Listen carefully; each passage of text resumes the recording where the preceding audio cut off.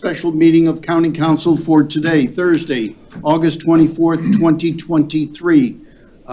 Would the clerk call the attendance, please? Councilmember Tabernick? Present. Councilmember Reeds? Present. Councilmember Lawson? Present and online. Councilmember Howard? Present. Councilmember Glover? Present and online. Councilmember Dawson? Present. Councilmember Cunningham? Absent. Councilmember Brown? Here. Councilmember Bartholomew? Here. Vice Chair McKellen? Here. Chairman Passament? Present. You have a quorum. Thank you very much. Would you all rise for the Pledge of Allegiance? I pledge allegiance to the flag of the United States of America and to the republic for which it stands, one nation, under God, indivisible, with liberty and justice for all. Public notification of this meeting has been published, posted, and distributed in compliance with the South Carolina Freedom of Information Act. Will a member of council move and second the approval of today's agenda? So moved. Second. Mr. Dawson made the motion. Mr. McKellen made the second. Duly motioned and seconded. Is there any discussion? Seeing no discussion, this will be approved without objection, and there are no objections. Obviously, we do not have any citizen comments that I see from the audience and nobody else. So we will proceed to a motion for the executive session pursuant to South Carolina Code Section 30-470A2 to engage in discussions and negotiations incident to proposed contractual arrangements. May I have such a motion? I'll second. Ms. Tabernick makes the motion. Ms. Howard makes the second. Duly motioned and seconded. Is there any questions? Seeing none, this will be approved without objection, and we have no objections. It does say that there will be matters arising out of executive session. I doubt seriously that we will have any matters arising out of executive session, but we will come out here to adjourn the meeting after the executive session, and that is scheduled to take as long as 2 hours. We are now in executive session.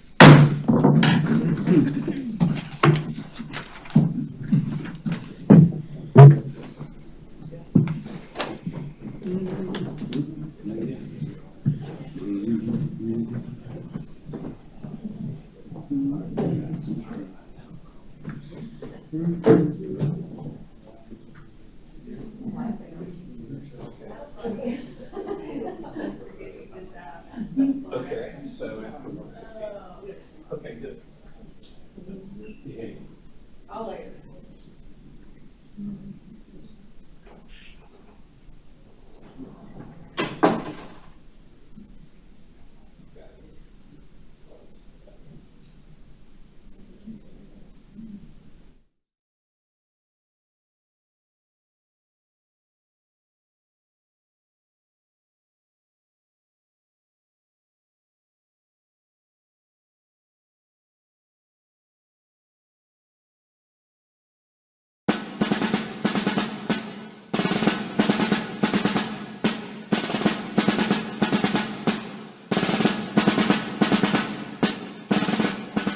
Fort Fremont closes out a 350-year legacy of coastal fortifications in Port Royal Sound, beginning in the mid-16th century. It also represents the closing chapter of America's coastal defense system before the dawn of air power. Fort Fremont is an example of the most advanced military technology of its time.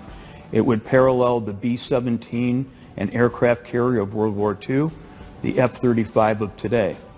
Fort Fremont was an important part of the Beaufort culture, very similar to Parris Island and the Marine Corps Air Base today. In 1525, the Spaniards named this sound and this harbor Santa Elena. They called the navigational point La Punta de Santa Elena, the point of Santa Elena. And what the Spanish explorers discovered is that Port Royal Sound is a unique piece of geography. It's the deepest natural harbor south of the Chesapeake Bay, possibly south of New York. the channel into Port Royal Sound, this I find a remarkable geological fact. The channel has not changed for 500 years. There's no inlet on the southern coast that hasn't shifted entirely in 500 years, except Port Royal Sound. There's something geologically different, or one might say magical, about Port Royal Sound. So Spanish sailors, being the best in the world in their time, found this place very early, knew that for the Spanish explorations of the American Southeast, this would be the entrada, the entrance. And so they built a city across the river, across the sound from where we are on Parris Island. It became the first capital of Florida. And they explored the backcountry from this location for more than a century, with the object of building a highway from this magnificent harbor to Mexico City. So the Sound was known to the Spaniards. It was known to the French, who actually got here first and created the first Protestant colony in the New World on Parris Island over my shoulder. And that colony was a failure. The Spaniards replaced them. It was part of Spanish Florida when the English arrived 150 years later. And this became, as a consequence, a battleground in the 18th century between Spanish interests in Florida and St. Augustine and the English colony in Carolina and in Charleston. And back and forth these wars went, many of them naval wars, many of them employing, as all the sailors knew by then, the magic of Port Royal Sound. When the Civil War came, Confederates defended the harbor, but it was basically indefensible against large naval forces. So the U.S. Navy made it their principal target during the beginning of the Civil War and sent the largest flotilla of ships assembled by the United States Navy in the 19th century into Port Royal Sound on November 7th, 1861. In a 4-hour cannonade, which would have been deafening from where we're sitting, was heard for miles from Savannah nearly to Charleston. It was called the Day of the Big Gun Shoot. During the Civil War, this harbor that we're looking at was filled with ships. There would be hundreds of ships in this harbor. There was a 1,000-foot dock with a railroad on top off of Hilton Head. The military installation was mammoth. There were 13,000 U.S. soldiers on Hilton Head, which we're looking at. The largest population on Hilton Head until 1974. So this was a major U.S. government installation in the heart of the South. It was the headquarters of the U.S. Army Department of the South, but more importantly, it was the headquarters of the United States Navy South Atlantic Blockading Squadron. So the biggest ships in the Navy were here.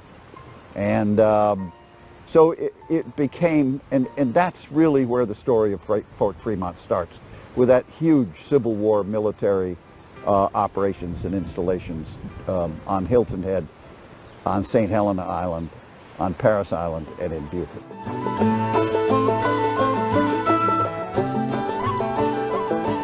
After the Civil War, we're going to see a massive change in technology that's going to revolutionize the military.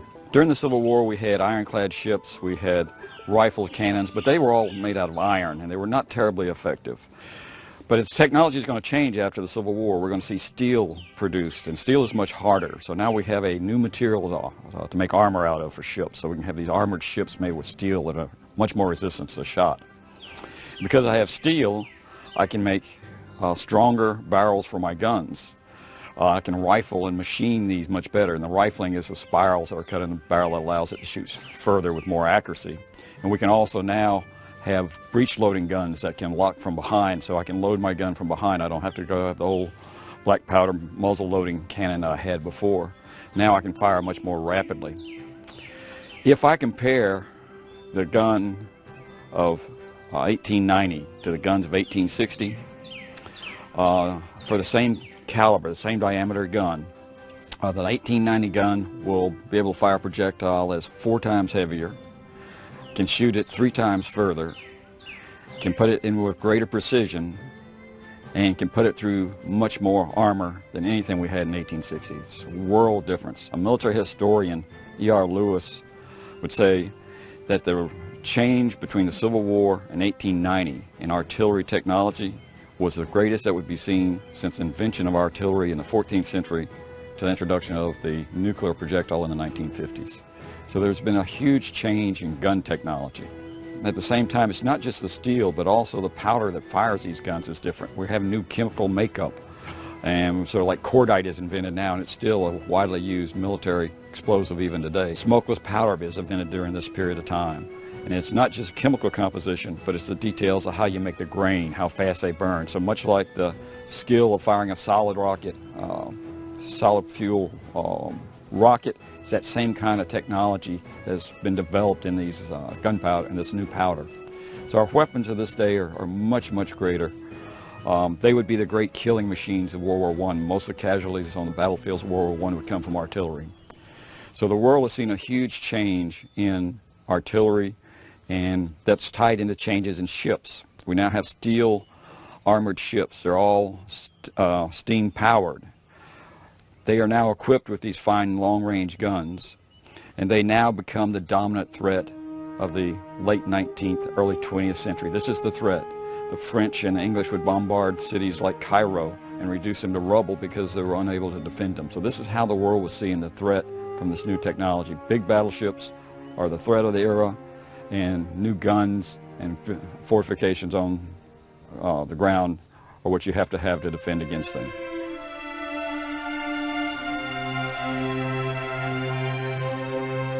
One of the most important and first things that happened after the Civil War is they built a railroad to Port Royal Sound, which didn't exist. It was the first connection of the Sea Islands to the mainland. And the advantage of that railroad is it brought coal to Port Royal Sound. So when the coal was delivered, the Navy followed. In 1872, Robert Smalls was in the South Carolina legislature, and he pushed through a resolution to the Secretary of War calling for them to put a Navy station on Parris Island. And eventually he would go on to Congress, where he would continue his support for a Navy station here in the Beaufort-Port Royal area.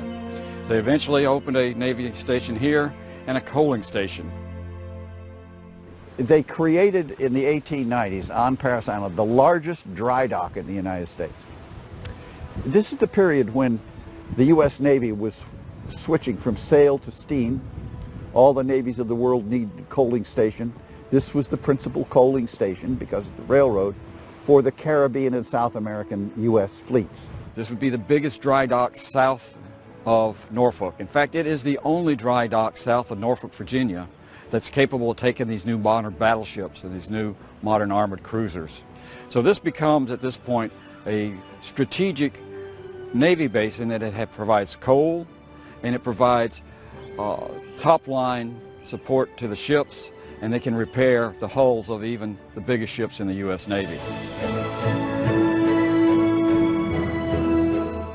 Following the Civil War, national strategy and emphasis in the United States shifted to recovery from war, and all of our coastal fortifications went into neglect. The military was busy taming the West, and coastal defenses became something that was no longer important. In the rest of the world, technology is moving forward, and they're developing these battleships, they're developing new high-quality artillery, and this is going on worldwide. And in 1885, President Grover Cleveland appointed the Endicott Board. This was headed by Secretary of War Endicott, William Endicott, and the board would meet and issue a report in 1886, and they said the conditions of our coastal defenses were just unbearable. They cannot be allowed to stay like that. And they made recommendations for fortification and improvements. They identified 29 places that needed fortifications, and 11 of which were critical. In that list of 29, Savannah and Charleston are on the list, but Beaufort is not on the list.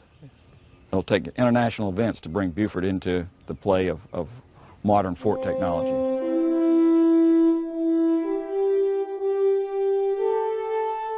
So the USS Maine was here on patrol and in the harbor, and while they were in the harbor several times, they entertained the local population. So the merchants and the social leaders and the political leaders of Beaufort were invited to come have lunch with the captain of the ship, Captain Sigsbee. And the officers got to know the people got to know the officers. The crew, which was large, would go ashore on payday and make friends with everybody in town. So it was a very social arrangement between the towns, Port Royal and Beaufort, and the ship. So the Maine left here, it went and reprovisioned, it refueled in Key West, and then went the 90 miles across to Havana into the harbor and blew up.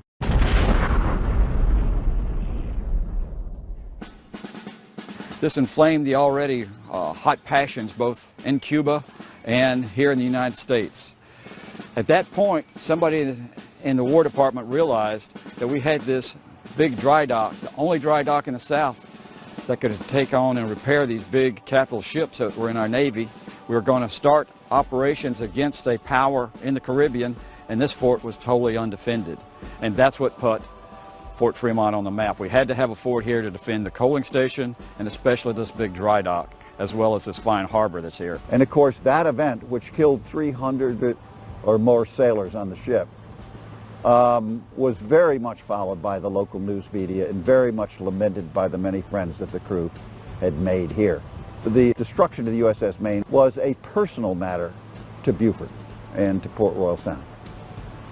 And of course, it was the Spanish-American War and the attempt to defend this harbor again, which led to the creation of Fort Fremont. The United States declared war on Spain in April 1898. And by early May, we had temporary batteries in place here, submarine mines were in place, and in the summer they would actually place the mines across the Beaufort River behind me. The temporary batteries were a temporary expedient. They were located to my left about 1,000 yards. They immediately began construction of what would become Fort Fremont. The large batteries would house the large guns. Battery 4 Nance, the rapid-fire guns, the smaller battery, was completed by June of 1898. In 1898, everybody in town went to war. They had a naval militia unit, South Carolina Naval Militia Unit, and they were absorbed by the Navy. Many of them ran tugboats from here to New York to Key West, which was the principal support base, Tampa and Key West, for the U.S. Army operations in Cuba. Peace was declared by the end of 1898, and the remainder of Fort Fremont would not be finished until early 1899, and the first soldiers would arrive from the regular Army at that point in March 1899. Well, Fort Fremont was named for Major General John Fremont. He was actually a local boy, so to speak. He was born and grew up in Savannah, Georgia, just south of us, and went to college in the College of Charleston, up just north of us in Charleston. He served in the Army, and primarily initially as a explorer, as Army forts were generally named for Army officers, and he was connected locally. This was more than likely why the fort was named for him. The fort was constructed on a site directly across the river from the Parris Island Naval Station. And the site selected was 170 acres, which included the two artillery batteries. Fort Fremont, of course, had Battery Fornes and Battery Jessup. But then adjacent to the battery site was an administrative quadrangle, a very typical military-type administrative square. We are sitting in the number 3 gun position of a 3-gun battery, Battery Jessup, which had 3 10-inch disappearing carriage, large caliber guns, breech-loading guns. Their purpose was to engage the warships that might be entering the harbor and Port Royal Sound. We're here now at the 2nd battery that was part of Fort Fremont. This is Battery 4 Nance, was named for Army officer that was actually killed during the Spanish-American War during the Battle of San Juan Hill. Battery 4 Nance mounted 2 British-made 4.72-inch Armstrong quick-fire guns.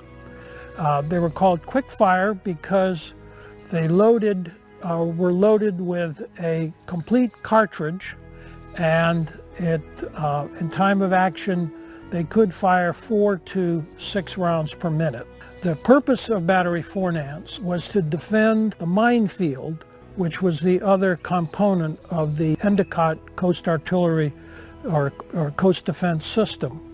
A minefield with controlled mines, controlled meaning that they were connected electrically to shore and could be fired on command from shore. That control station would have been probably shared with the plotting room. And in order to protect the minefield, obviously an enemy would want to interfere with that, might send vessels, small ships in here at night to try to interfere, and this battery would take those vessels under fire if there was suspected that they were doing something to interfere with the mines, such as pulling up the cables and cutting those. The Endicott era fort was a formidable technology. It represented state-of-the-art technology, defense technology of its time against the state-of-the-art threat, which would be the battleship. The life for the soldiers at Fort Fremont was disciplined and regimented. They even had meal times were specified lengths of time, 15 minutes for lunch, 15 minutes at breakfast, 20 minutes at supper. They had to practice their skills. They were training and doing maintenance constantly. If you can imagine, with these big guns, they had to have skills and practice the skills in artillery, mine laying, signaling, which involved, in our case at Fort Fremont, the use of the fire control tower, which was a pretty sophisticated and advanced signaling technique. Then they also had to practice the typical military skills, marching and drilling, small arms fire, first aid, and so forth. In addition to that, they also participated in athletics. They had physical training, PT, and they also had sports teams. So this was to keep them physically fit so that they could continue their duties, because it was pretty rigorous at Fort Fremont.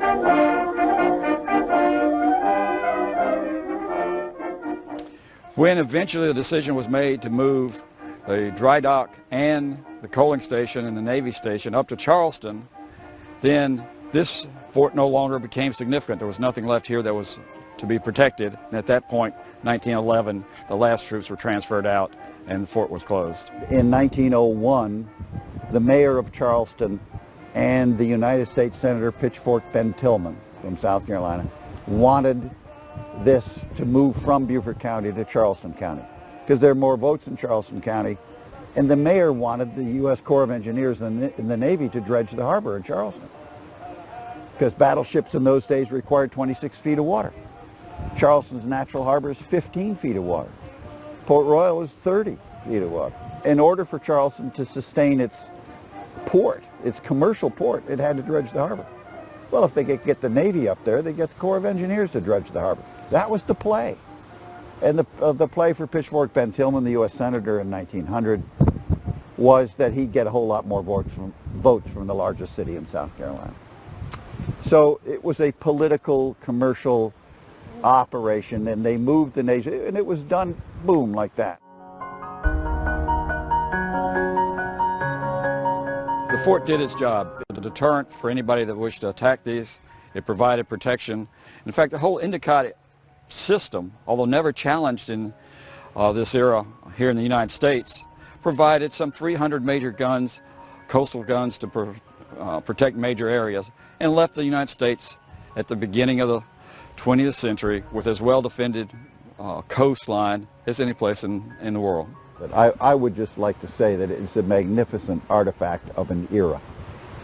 And it's an era that has been neglected. The turn of the 20th century, the naval station across the river here. And so it's a piece of history that's disappearing, and the Friends of Fort Fremont and Beaufort County have preserved it for the use of the public and as a memorial to that moment in history. Fort Fremont closes a 350-year story of homeland security addressing European imperialism in the 19th century. It's a tale of how geography, technology, and national security creates a transition for America to become a global power. It's also a wonderful snapshot of America in the beginning of the 20th century. The Friends of Fort Fremont and Beaufort County have a valued partnership working in tandem to preserve the fort's integrity and promote the historical, natural, and cultural aspects of the fort. Most important, we are always looking for creative ways to enhance the visitor experience.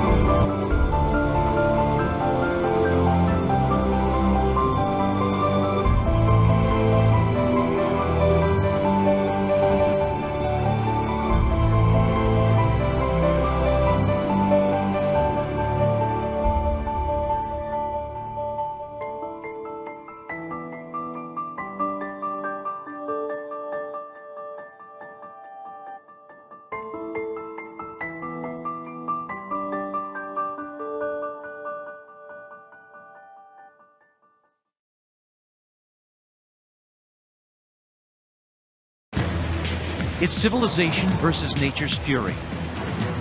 Raging blizzards bury cities under thousands of tons of snow. Howling hurricanes tear apart coastal communities with wind and rain. And flash floods wipe entire towns off the face of the earth. As the skies clear, people begin to pick up the pieces. But after the storm, insidious damage is still being done. Our most vital natural resource is under assault, our nation's waters.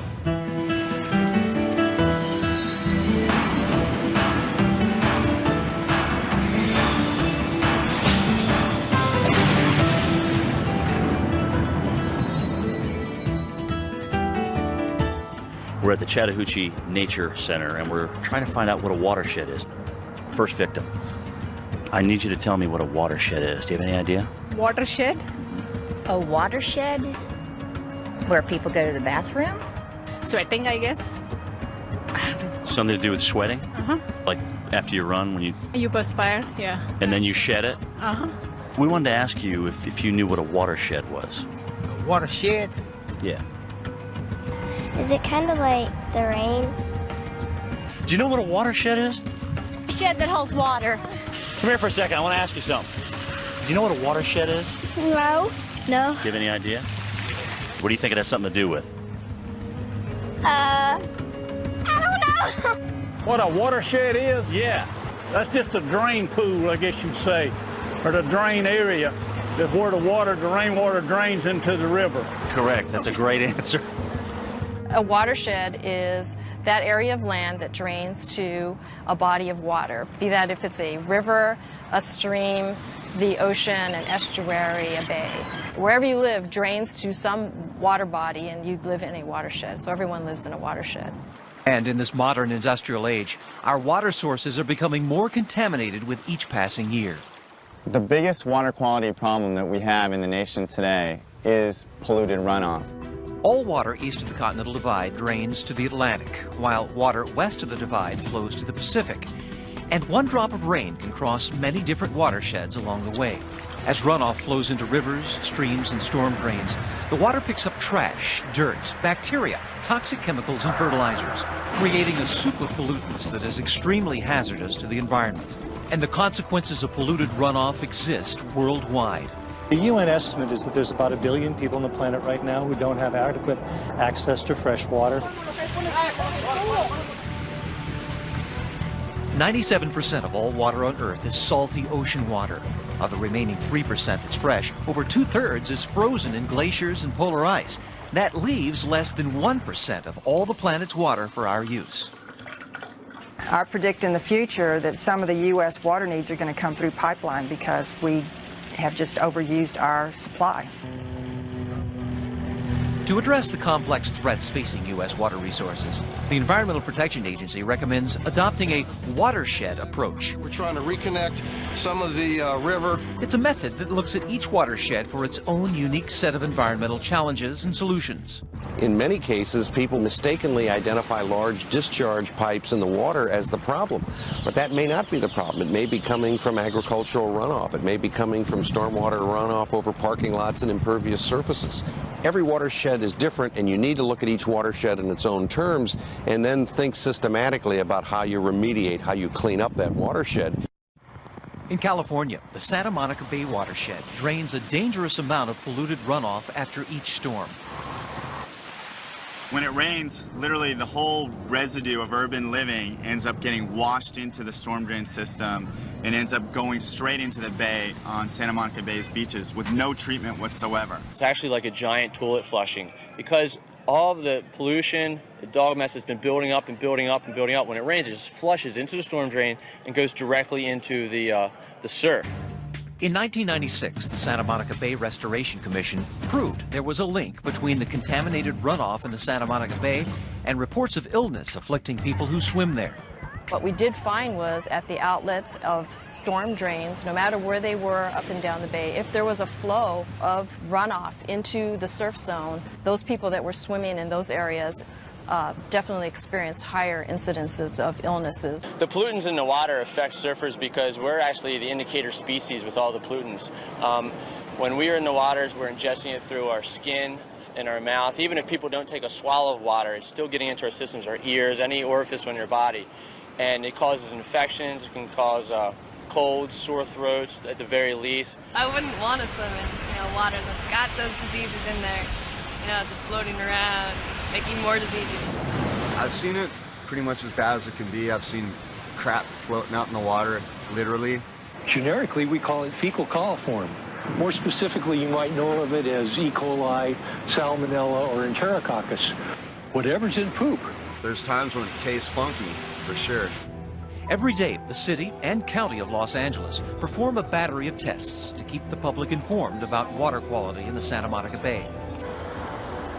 Cesar Arzadan begins the monitoring process each morning by taking a series of coastline water samples. Then it's back to the lab for analysis. Most of the bacteria that you're going to see, it comes from feces. And when you put it under the UV light, you're going to see a different kind of color.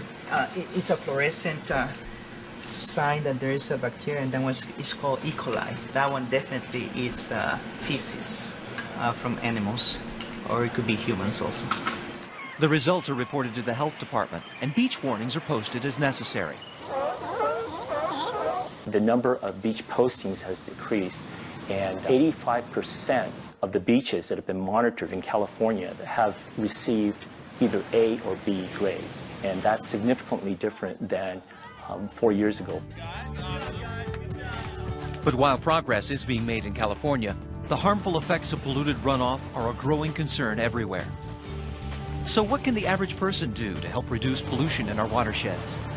How you apply pesticides or not in your garden, how you wash your cars, making sure that you don't throw cigarette butts out onto the street. Do not dump things on the ground, especially oils or any chemical pollutants. Pick up after your dogs. A lot of people don't realize how important that is. And just be a conscientious citizen and don't leave anything on the ground. I think one person can make a difference, and needs to make the difference. If not you, who? Coming up. We're heading for what's known as an ecosystem collapse. Can the Gulf of Mexico be saved from polluted runoff?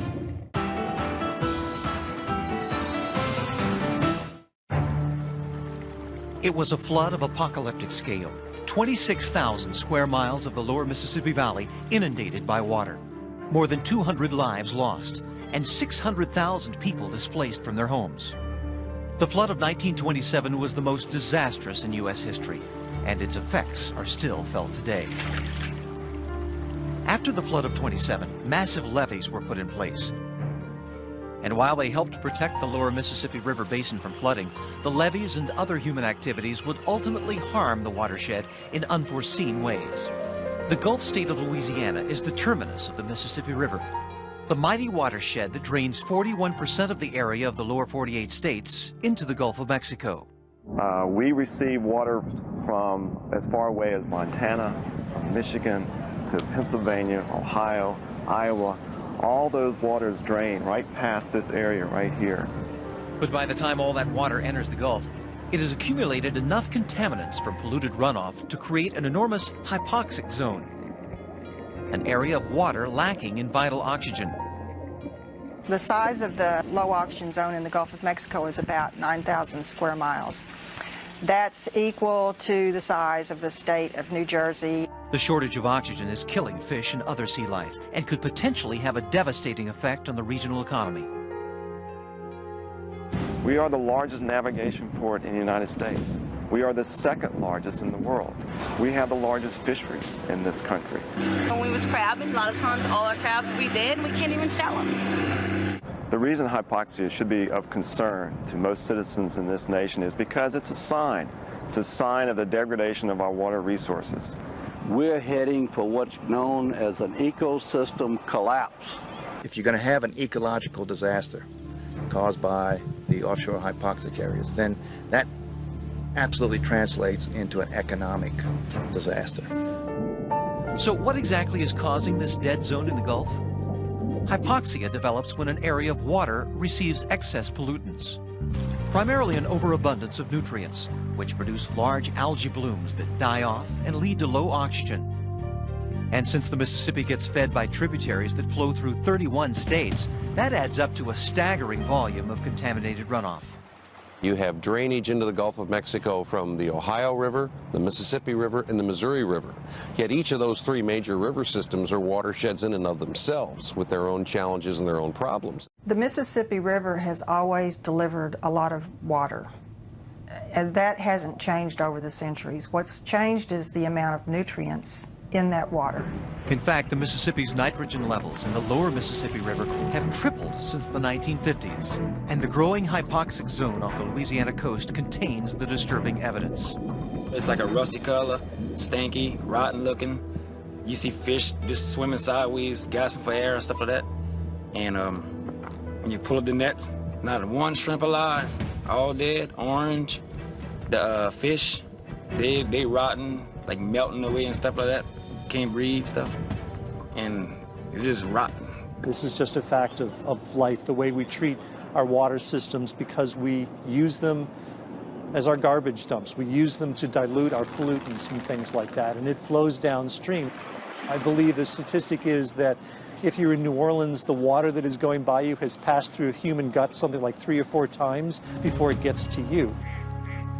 Incredibly, Louisiana boasts a natural resource that removes pollutants from the draining Mississippi, the once abundant wetlands. Plants that grow in wetlands produce these wonderful filters for everything that is coming into them. They trap sediment, they tempt chemicals, and what leaves the wetlands is much, much cleaner water. Wetlands also provide an important habitat for birds and other wildlife. Sadly, the Louisiana wetlands are quickly disappearing. Coastal Louisiana has lost about 1.2 million acres of wetlands in the last 100 years. When we levied off the Mississippi, it cut off the Mississippi River water from the marshes. In addition to the levees, a network of man-made navigation channels is also compromising the wetlands by allowing salt water to seep into the marshes. Once that salt water travels up these channels and overflows the banks of these channels out into freshwater systems, such as this cypress swamp, that salt water sits out there around the roots of these trees and kills them. They cannot survive salt water. They're freshwater plants. Eliminating the hypoxic zone will take more than saving our wetlands. Reducing nutrient runoff in the Mississippi River watershed is the heart of the problem. It's an issue involving over half the states in the nation and a vast array of industries, particularly farming, which uses nitrogen-rich fertilizer to grow its crops. Fertilizers are helping the United States produce the food for the world, but there is such a thing as overuse. There are scientists who have done the analyses and predict that you could reduce fertilizers by about 12% without reducing crop production and see a significant decrease in the amount of nitrogen going into the Mississippi River. Experts say the first key to changing behavior is raising public awareness. We all live downstream of somebody, and we all live upstream of somebody. So what somebody else does in their watershed affects the water that I receive, and what I do in my watershed affects the water that somebody else receives downstream. If we don't clean up our act, our water resources, which we simply cannot live without, will be ruined. Coming up, can the water supply for 9 million New Yorkers be saved from the ravages of polluted runoff?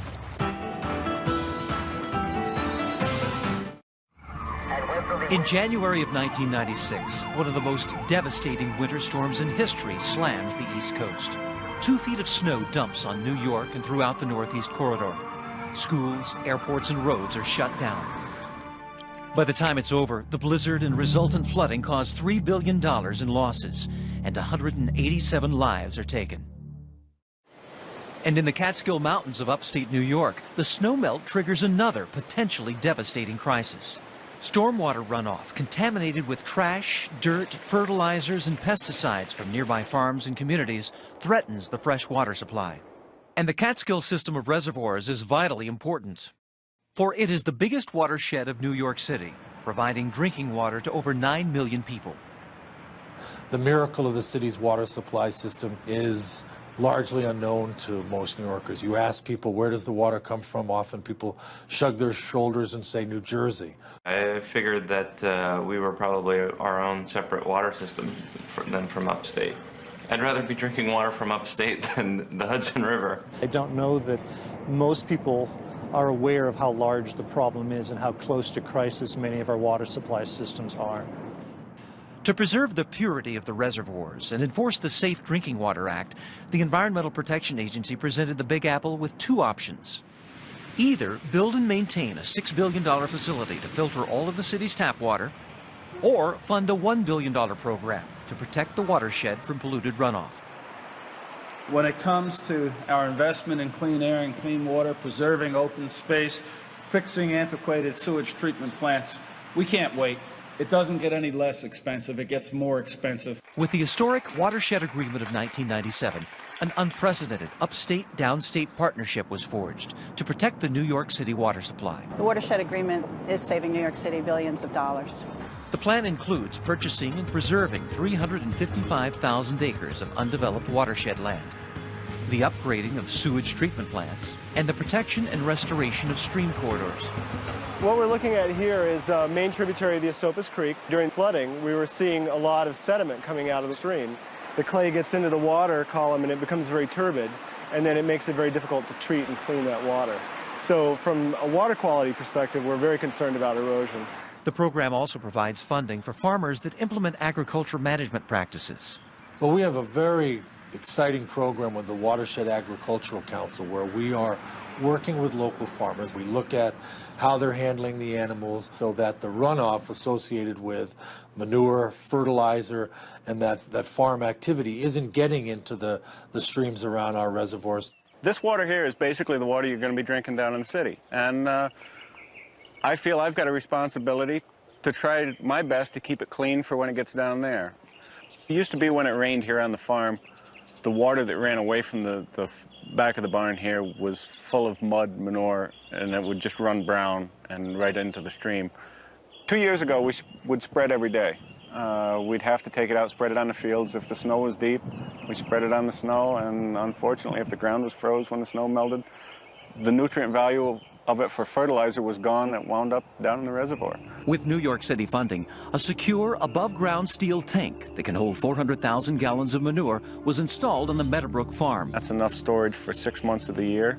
Now we can store it, spread it when it'll do the most good to us for fertilizer, and we don't have to spread it every day. I worked with Tim on the plan to develop the improvements we're going to make. Plan really belongs to the farmer. And it's a collaboration of their ideas and what technical advice we can bring to the program. But the farmer makes the decision.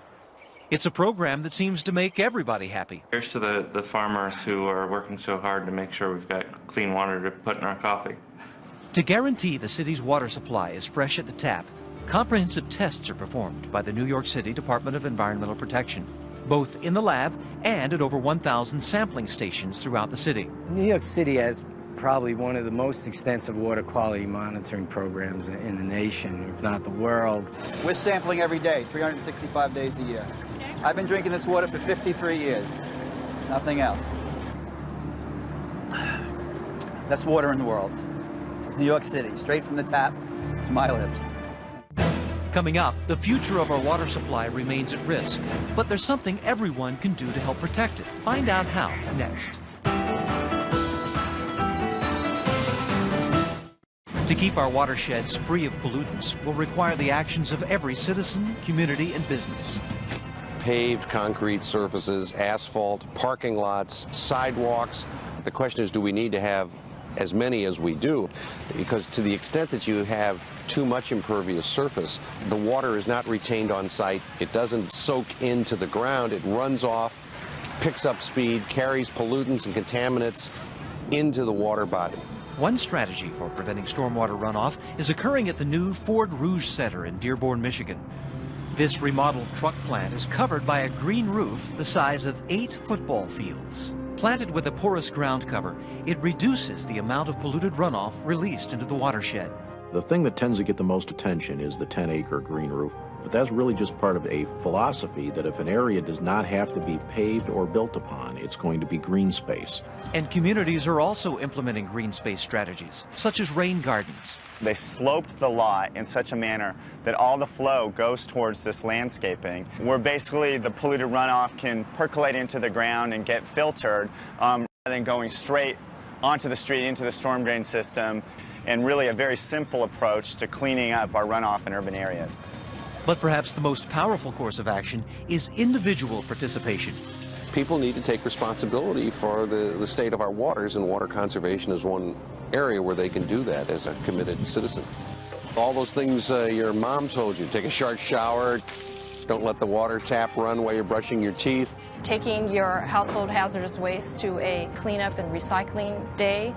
Don't wash your car on the streets and put all those suds down into the drain. When you change or use motor oil, you don't dump it into the street. Everybody's got to clean up after their pets. Obviously, that's a big concern. Fertilizers, herbicides, pesticides, and make sure you don't use them anytime there's any chance of rain coming up in the near future. When you're irrigating your lawn and your garden, make sure that you're not overspraying and causing all those chemicals to end up getting into the storm drain system. The only way we're going to solve the problem is if everybody does their part. We all live in a watershed. We all have an impact on our environment. And we must all play a role in the protection and restoration of our valuable water resources. To learn more about how you can get involved and to get a free brochure called After the Storm, visit epa.gov/Weather Channel.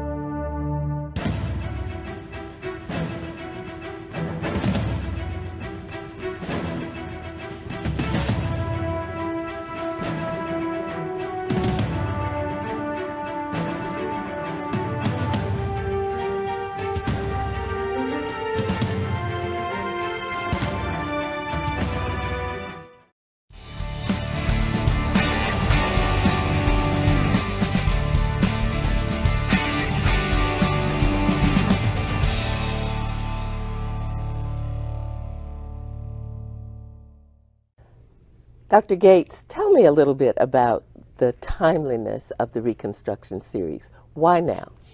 12 years of black freedom, followed by an alt-right rollback.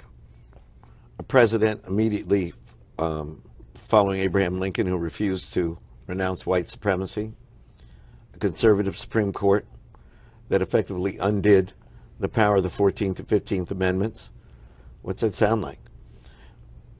Contemporary times. Contemporary times. So it was obvious that we could teach our fellow citizens in America about the perilous moment in which we're living by analogy through telling the story of Reconstruction and its rollback.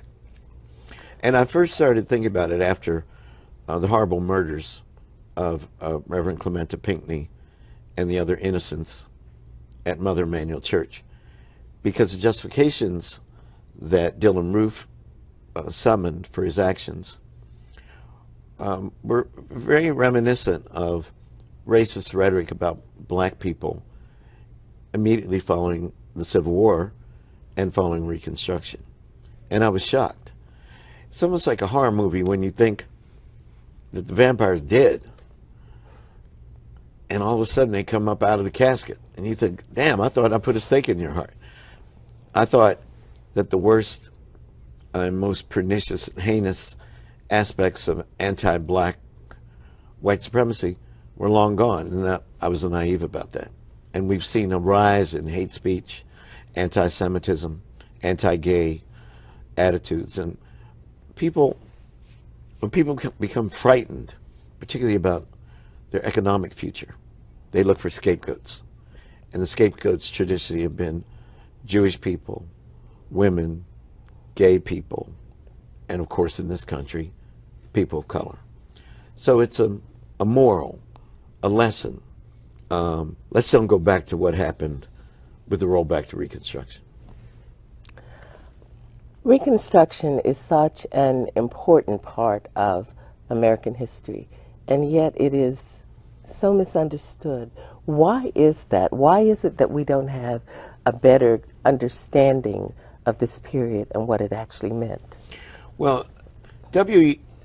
Du Bois wrote a book in 1935 called Black Reconstruction. And one chapter is called The Propaganda of History. And he analyzes how white historians had written about Reconstruction. And that was part of the rollback, to create a mythology of black incompetence, that black men had been elected to office and couldn't properly serve, that black voters had been manipulated by northern scallywags and carpetbaggers, that basically they were tools and pawns, that they were dishonest. Robert Smalls was one of the greatest heroes of the Civil War and Reconstruction, served 5 non-consecutive terms in Congress because he was constantly being accused yet of stealing money and misappropriating funds. There was a mythology sanctioned by the discipline of history located at Columbia University called the Dunning School, led by historian Professor Dunning. And they found every way to traduce the achievements of black people. And that has only been undone by historians since Du Bois published Black Reconstruction, and most notably under the leadership of another Columbia professor, Professor Eric Foner, with whom we made our Reconstruction series. He was our chief consultant. Plus, we have over 40 historians doing modern, cutting-edge scholarship on Reconstruction, whom we feature in the series. So it's very much a collective series, and it's very much a counterpoint to the received interpretations of Reconstruction fabricated by the Dunning School. Well, for us, this is the Foner School. The Foner School. For us in South Carolina, it has a very special meaning. Why is the state of South Carolina so pivotal to an understanding of Reconstruction? South Carolina was ground zero for Reconstruction because it was a majority black state. There's a famous 1872 lithograph of the first colored senator and the members of the House of Representatives, and 3 of those men in that lithograph were from South Carolina. When Richard T. Greener graduated from Harvard, the first black man to graduate from Harvard in the class of 1870, where was the land of opportunity? Was it in New York? Was it in Boston? Was it in Philadelphia? Charleston. Came to Charleston and went to Columbia and served on the faculty and took law classes there.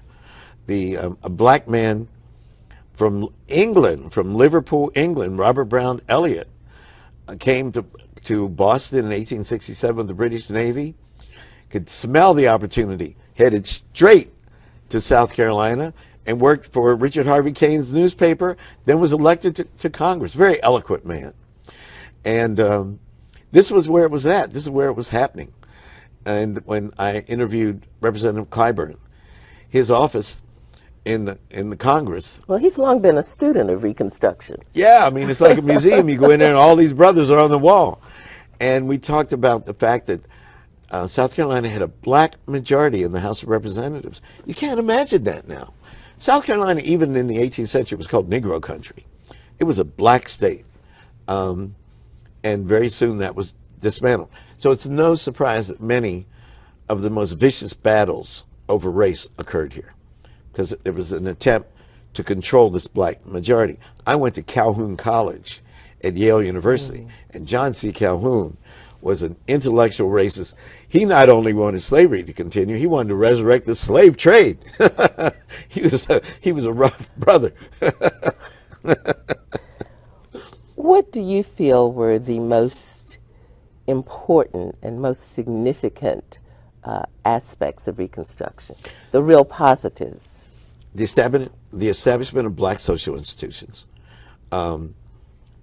particularly the churches, fraternal organizations, social organizations, the fact that so many of the slaves wanted to get married and legalize their love relationships, the taking out of ads in newspapers to reunite families, and the fact that 80% of the eligible black men in the South registered to vote in what I call the first Freedom Summer, the summer of 1867, and 500,000 of them cast their votes in the general election of 1868 for Ulysses S. Grant.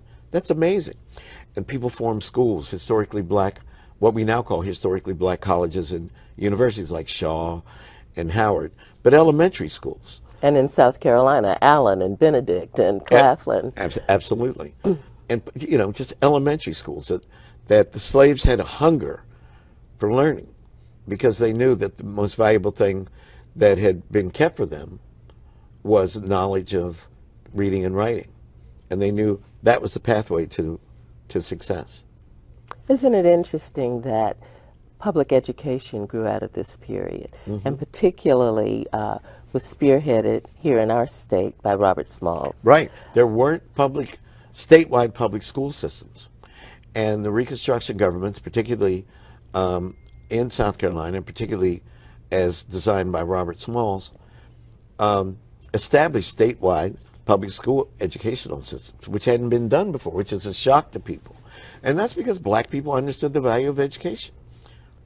It's also interesting, though, that things like public education and certainly enfranchisement and economic development, all these positives that grew out of the Reconstruction period are still under assault in modern times. Yeah, it is. And we have to, any society is judged by the quality of its public education. And we as Americans should be embarrassed at how we've allowed our public schools, which are populated by brilliant teachers who are so motivated, but they're underpaid and under-resourced. And we should be ashamed of that. You know, people have a general idea that the collapse of Reconstruction was solely in the hands of the South. That's not true, is it? No, the collapse of Reconstruction was a conspiracy between economic interests and political interests in the North and in the South. They said 12 years is enough. There was the economic panic of 1873, which was called the First Great Depression. And people looked around and said, why do we spend all the money on these Negroes in the South? Let them thrive. They're free now. And they acted barrel as if 200 years of slavery could be wiped out with no reparations, with no benefits given, no 40 acres and a mule, no help. That each of these people were on their own. Not only that, new forms of oppression were institutionalized. Debt peonage, sharecropping. The rise of the Klan. The rise of the Ku Klux, terrorism. And so very much Reconstruction is about issues that still roil our society today. Who has the right to be a citizen? Who has the right to be an American? What is the relationship between political and economic democracy, and what is the role of terrorism in the healthy functioning of a democracy? What's the role of the chief executive in the face of the manifestations of terrorism?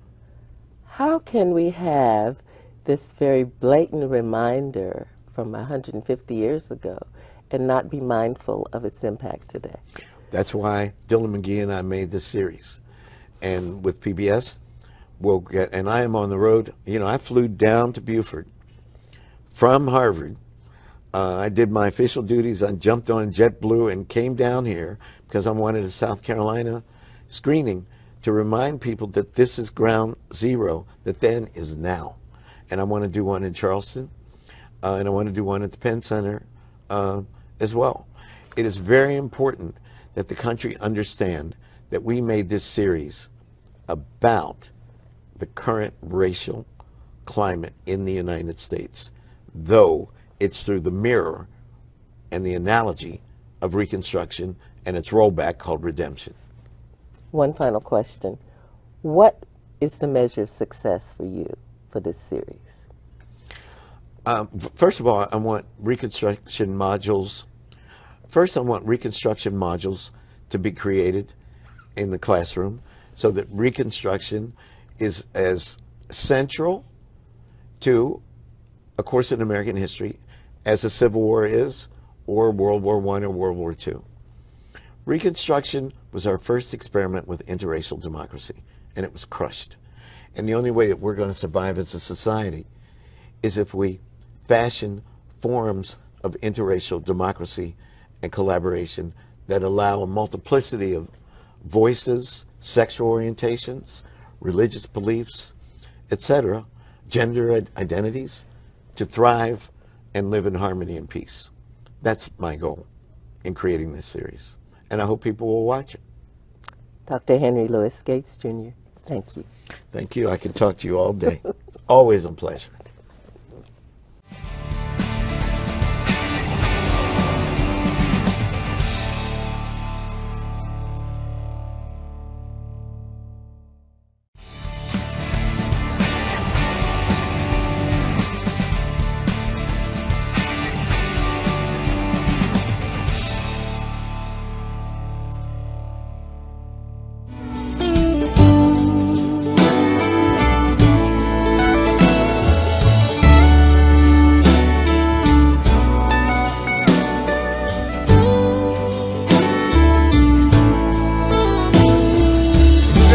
Everyone, I think it's my turn. Is that correct? Is it my turn?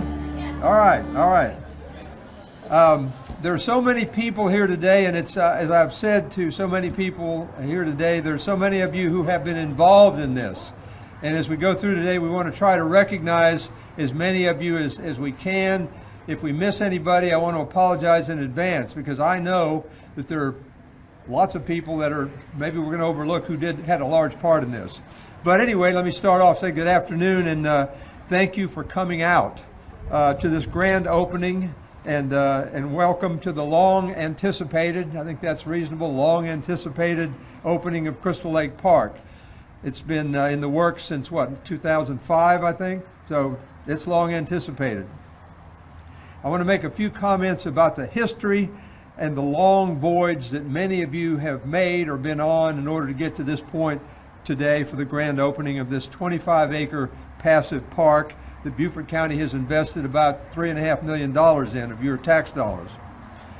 Putting the pieces of this park together took over 5 years. The first parcel was purchased in 2004, and that was a 4.5-acre piece, which included Butler Marine. I don't know how many of you remember Butler Marine. It's where that current building was part of Butler Marine. But that was our first toe in the water, that 4.5 acres. And then the second purchase was from donation was from the Stewart Foundation. I know Dick Stewart's here. The Stewart Foundation donated 8 of the 12 acres we got from them, including the actual lake itself, which was a huge benefit to us all. Another 5 acres was purchased in 2005 from the Dupriest family. In 2007, the Robinson family, we purchased another 1.2 acres. And finally, in 2009, we purchased 2.5 acres from the Catholic Diocese of Charleston, which gave us a complete 25 acres, which is what we have here today. Meanwhile, in 2006, the County Council authorized financial and staff support for the development of Crystal Lake property as a passive park, and progress began in earnest. That was 2005. In 2011, a citizens committee was formed in cooperation with the Beaufort County Planning Department to finalize planning efforts and obtain community input and feedback. And let me take a moment to recognize at least some of the folks who were members or friends of Crystal Lake Park who worked tirelessly and many times thanklessly to bring us this beautiful park that we have here today. I'm going to name as many as I can, and if I've missed any, I apologize. Frank Gibson was treasurer, Peggy Allard was president, Rick Kurtz was involved, Clarence Washington, Joe Allard, Michael Brock, Jim Hicks, who's not with us today. For those of you who are, yesterday we buried his wife, so we understand why he's not here with us today, but he was a huge part of this creation of this park. Margaret DiPietro, I think for the school district, Laura Lee, Pat Harvey with with LIPA and some other LIPA members and supporters, Father Andrew of the St. Peter's Catholic Church, and of course the builders, Beaufort Construction. I believe Leith Webb was the manager at the time to do the building upgrade, and Steve Patterson of Patterson Construction did the boardwalk, and Andrews Engineering was heavily involved, and the architect was Robert Montgomery. The final phase of construction, the boardwalk and trail, began in 2018, and of course the renovations to the Butler Marine Building was the first phase of construction of the boardwalk and pier, and that started in 2012. Another group that I want to recognize, two groups actually, are the Master Gardeners and Master Naturalists who volunteered and planted and maintain the pollinator garden. So let me just start by asking how many start with Master Gardeners. How many Master Gardeners? You can raise your hand? Quite a few. Thank you very much. And I know everyone here appreciates the value of pollinators. I have the largest grapefruit orchard in Beaufort County, so I particularly appreciate the pollinators. And then we have the Master Naturalists. How many Master Naturalists are here? If you would raise your hand, be identified. Thank you very much for all the work you all have done and continue to do to make this park a beautiful place. The Beaufort County Open Land Trust and the Beaufort County Soil and Water Conservation District began occupation of that building in 2017, and they have been and continue to be excellent stewards of the building and the park. They provide security, they provide orientation, and a lot of services for the folks who come here to see the park.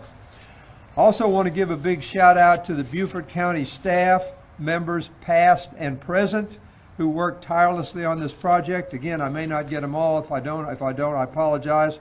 I want to start with Tony Crisatello, who's standing right there, who was our Director of Development for many years, and he was a visionary on this project, and no telling how many hours, countless hours, and sweat and tears he put into this project. And Tony, I want to thank you. Stephanie Najid, who you've seen, I know she's here, there she is, who is our Director of Passive Parks, and who is very actively involved and will continue to be very actively involved in this park in the future. And our engineering department, we had Wes Campbell and Rob McPhee. I don't know if, yeah, there he is right there. Thank you very much. Thank you for all you all did. And our Director of Properties, Mark Rosenau, I know he's here, and thank you very much. And Eric Greenway, our current Director of Development, who's also put a tremendous amount of work into this. And of course, Patterson's Construction. I think I might have mentioned them already. The green technology that was used to renovate the old Butler Marine Building, I don't know if how of you all remember what it looked like, but it needed a lot of help. And we used really green technology, and that was used, and it was so successful that Beaufort County is now receiving refund checks from Dominion Energy. So there you go, it works. Green energy works. Green technology works. And yes, that will be used to offset your taxes, so don't worry about that. So you'll see the small reduction in your tax bill. And finally, I think everybody's aware of the diversity of wildlife that we have here. We don't know it all. We have egrets, herons, and hingas, cormorants, migratory and resident songbirds, alligator, and deer that we know of. And who knows who or what else may move in out there, so we'll kind of keep you posted as that develops, and who might take up residence in this beautiful location. But again, I want to thank you all for being here today, and let's cut the ribbon. And I know I'm not going to cut it by myself, so all the people that were mentioned, including the naturalists and the master gardeners and the engineer, everybody just come forward for this process. There's only one pair of scissors, but you can all join in for the picture taking.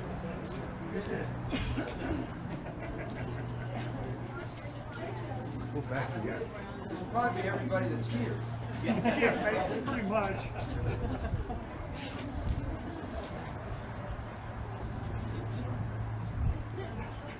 Come here, Piggy. I know you're not all here, everybody. I can see you're not here. I know you're not here. Master gardener. Mike, you're not all here. Master naturalist. I know you're not here. Come on over here. This is no time for false modesty. Now we're talking.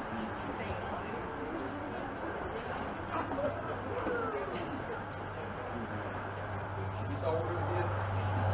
All right, I know everybody. What about Ashley? Now somebody give me the countdown. 3, 2, 1.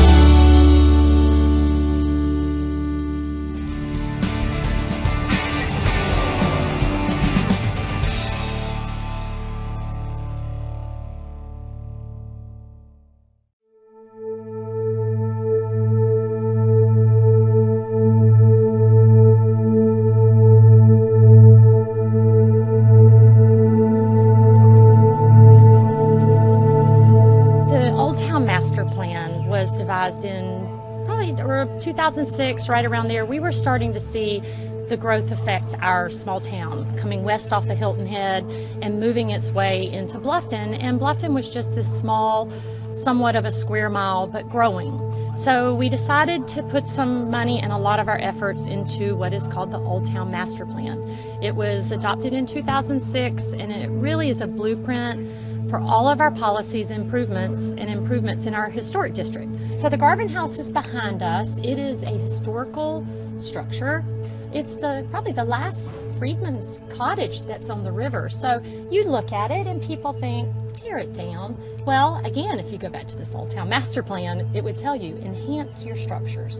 Put your time and effort and your money into places that can't be duplicated.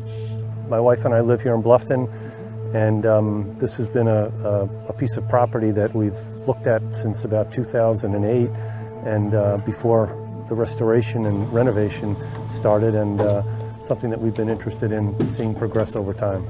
Well, it's very interesting. The house has been called the Garvin House for just kind of folklore vernacular.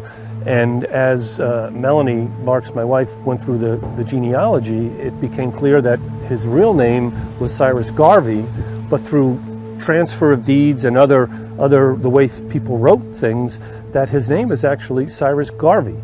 But it took on Garvin, and at times you see Garvin, at times you see Garvey, but his real name, as you track back his family and so forth, is truly Cyrus Garvey. You know, the history says that he built the house in 1870, shortly after, you know, his freedom, on property that belonged to Joseph Baynard, who was a plantation owner. His summer home was here on this property, but his plantation was near or possibly in the bounds of Palmetto Bluff, the development. And somehow Cyrus was able to work this land, build his house in 1870, but didn't get deeded the property until 1880 by Joseph Baynard. When you think about this house and he was living here and the view that he had, it's amazing. My wife and I got together and we said, we have to become part of this somehow. We have to come down here and spend time here and try and facilitate and bring more awareness to the fact that this is important. This is history, and how could we help? Well, what brings us to Bluffton is this magnificent house here, the Garvin House. We've been working as director of the Palmetto Trust. I'm all over the state working with municipalities and communities, and this has been on our radar ever since I came on in 2007. And this was an amazing story of this family after freedom were able to build their own lives here in their own property. This is kind of a unique situation because most of the properties we work with do get turned into private homes. This is one where it really is going to be like a museum situation where the place is saved and the community can participate in learning about it, and the town can leverage it as part of their historic character that is so known in Bluffton so well.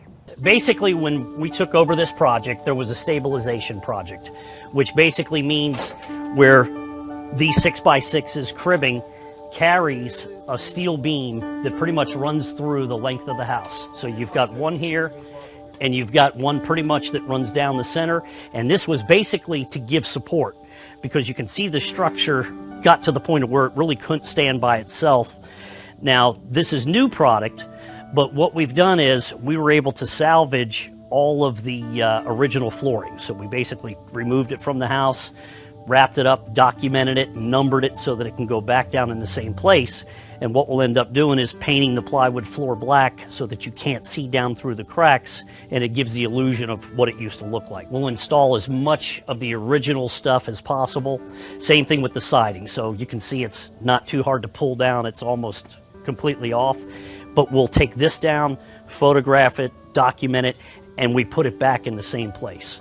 This is some of the original old beam, and basically it's anywhere from 6 inches to 6.5 inches because it's all rough hewn. It was all done by axe and basically or hand saw, so it's not perfect. So it's got a little bit of a stam or a little bit of a wave here and there.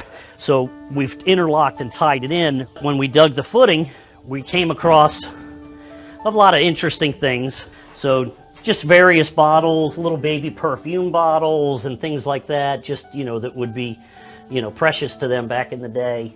And these are some of the old original lids from the cannery, from the oyster factory. I kind of always enjoyed the challenge of looking at something and trying to look at, okay, why did they do this, or how did it develop into this, and how it progressed and changed. And just even standing here, you notice that this is exterior siding. So the original structure used to end here. That was the original back door, had a front porch on the front side. So as time progressed, they needed more room. They basically just notched in, added to the foundation, brought a new roof out, and now this became basically another room, bedroom, living room area, kind of a kitchen area here. And obviously you're not running down to Home Depot and Lowe's.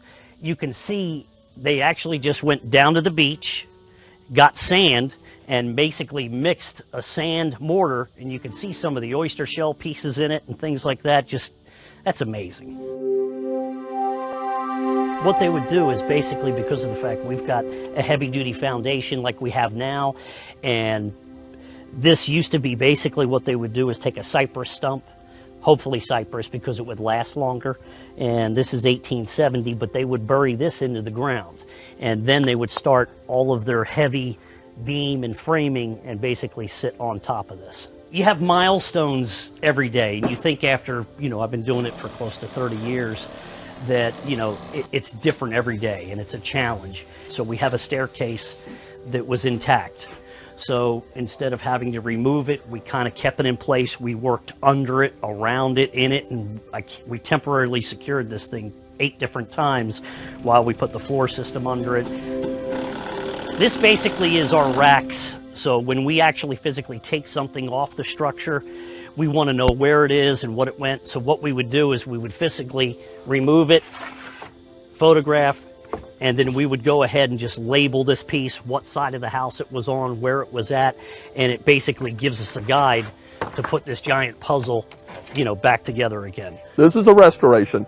Most of the type of things that are done are renovation or rehabilitation that allows them to be modern use. We do have modern codes that had to be implemented here because of its public access, but every effort was made to try to ensure it communicated what these people had to build. So we didn't put in these big brick piers underneath that would have been normal. We just using wooden stumps. This is what they had. But everything is worked to give the aesthetic look of the type of house this thing would have been when it was built. To capture a point in time, to capture what it would have been like. Again, this is a piece of a broader picture. To capture what a family, Cyrus Garvey was living in here with his wife and children in these reclaimed wood. At the time it was reclaimed, it could have been taken from houses that were burned after the war ended. And put this together where he lived, and then that's why the genealogy and the history of him and his family is so important, because it isn't just a building. It's a man and his family in a time of our history with a building and a community at a time of movement. And so you want to make it as real as possible. It communicates a time and place that not many places do anymore. You know, when in the low country where you have such development pressures, usually little wooden boxes like this get destroyed and lost.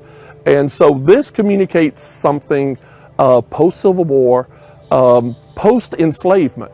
You know, it's about these people surviving and overcoming enslavement into a place of freedom and their niche in property and their own house. And that transitional story is not told enough in the state, and we're so glad it could be done here. The biggest challenge, again, as you know, is working in all of the old lumbers and things like that. We're to the exciting part of it now. We're basically done with the framing. Now we're kind of putting the puzzle back together. You get a feel for when they actually put it together, and you can see their frustrations when they ran out of a particular species of lumber or something to use, and they just changed up and still kept going and pushed forward. I knew the house would be here when we get back, just the methodical way that we put it back together. My biggest concern was these beautiful oak trees that have surrounded this. That was the scary part, because I did come down here 3 days after the storm, and there was trees and power lines down. I couldn't even see the house. I got down the road as far as I could and looked at the house, and I was like, oh my gosh, it just blew me away that the thing was still here, high and dry, no leaks, no nothing, no damage. And that was just, you know, lucky, very lucky. In November of this year, I presented the town with our finished report. I know the town is planning on using that material to promote the history of the house through brochures, through, you know, signage, to make it a true destination for tourists. I think we have to applaud the Bluffton Preservation Society for knowing the value and of the historic integrity of this house for the town. In this community and in this country these days is a very important thing, because there's so much strife and there's so much conflict and friction. To actually have a community like this say, this is important. It's important to put our money here, and it's important to show how people over time did work together and respect each other, and we're resurrecting not only a house, but really a legacy for an individual that rose above a big, challenging time.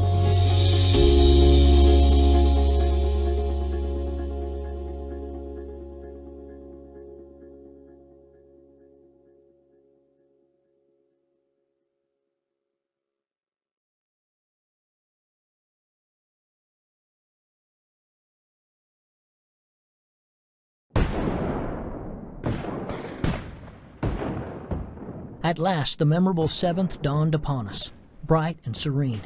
Not a ripple upon the broad expanse of water to disturb the accuracy of fire from the broad decks of that magnificent armada.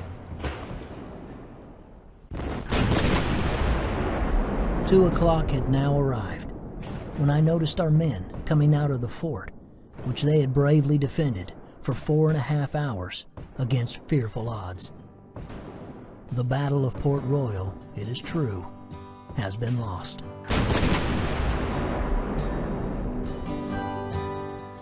On November 7, 1861, Confederate forces were defeated at the Battle of Port Royal, one of the first naval battles of the Civil War. Hilton Head and later Beaufort and Port Royal fell to Union troops. Planters abandoned the Sea Islands and thousands of enslaved people escaped from bondage. Hilton Head Island became the headquarters for the U.S. Army's Department of the South. By February 1862, there were over 600 former slaves seeking refuge in Union Army camps on the island. Major General Ormsby Mitchell proposed to create a town for the escaped slaves on Confederate General Thomas Drayton's Fish Hole plantation. The town was called Mitchellville.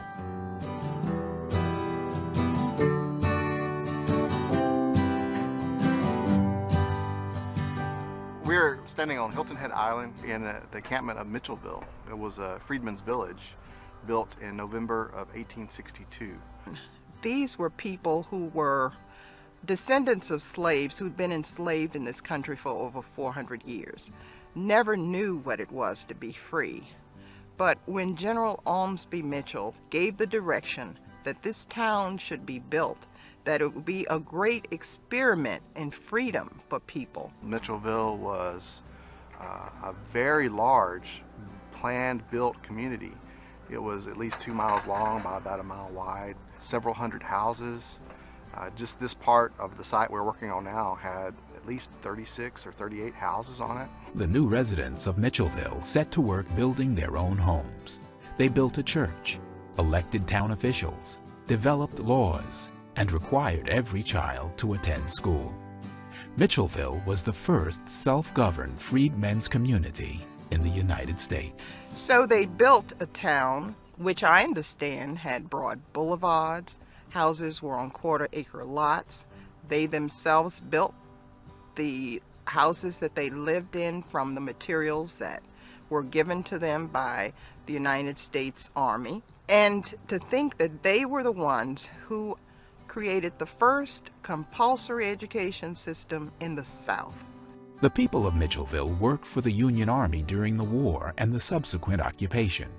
When the Army left Hilton Head in 1868, most jobs went with it. Mitchellville soon declined from nearly 3,000 residents to just a few families. By 1880, it ceased to be a town. By the mid-1950s, only Hilton Head's older residents remembered Mitchellville and its important history. The story of Mitchellville never really went away. However, over the years, as older persons died who were more familiar with more historical details, it was passed on to others. However, it was never really pushed very, very hard. There's still a need to reacquaint the current new generation. All of the new residents of Hilton Head need to be totally aware of the rich, true history of Hilton Head. In the 1980s, archaeologists found remnants of Mitchellville and recorded it as an archaeological site. The site was listed on the National Register of Historic Places in 1988. In 2012, extension of the Hilton Head Airport runway required archaeologists to return to Mitchellville and study areas that would be affected by construction. There's a lot that we know about Mitchellville, but there's very much that we don't know. We have good maps of Mitchellville as it was laid out, as the streets were laid out in a grid and the houses were built on it. There were different buildings, but we don't know specifically where each building was. We know where some of the stockyards and the cattle pens and different facilities were, but we don't know if individual houses were actually constructed. Was this a concept map that this was the plan that they intended to build, or is it actually what was built? It was simply the map, a document of what was actually there in 1864. That's one of the research questions that we're trying to answer out here on our archaeological site.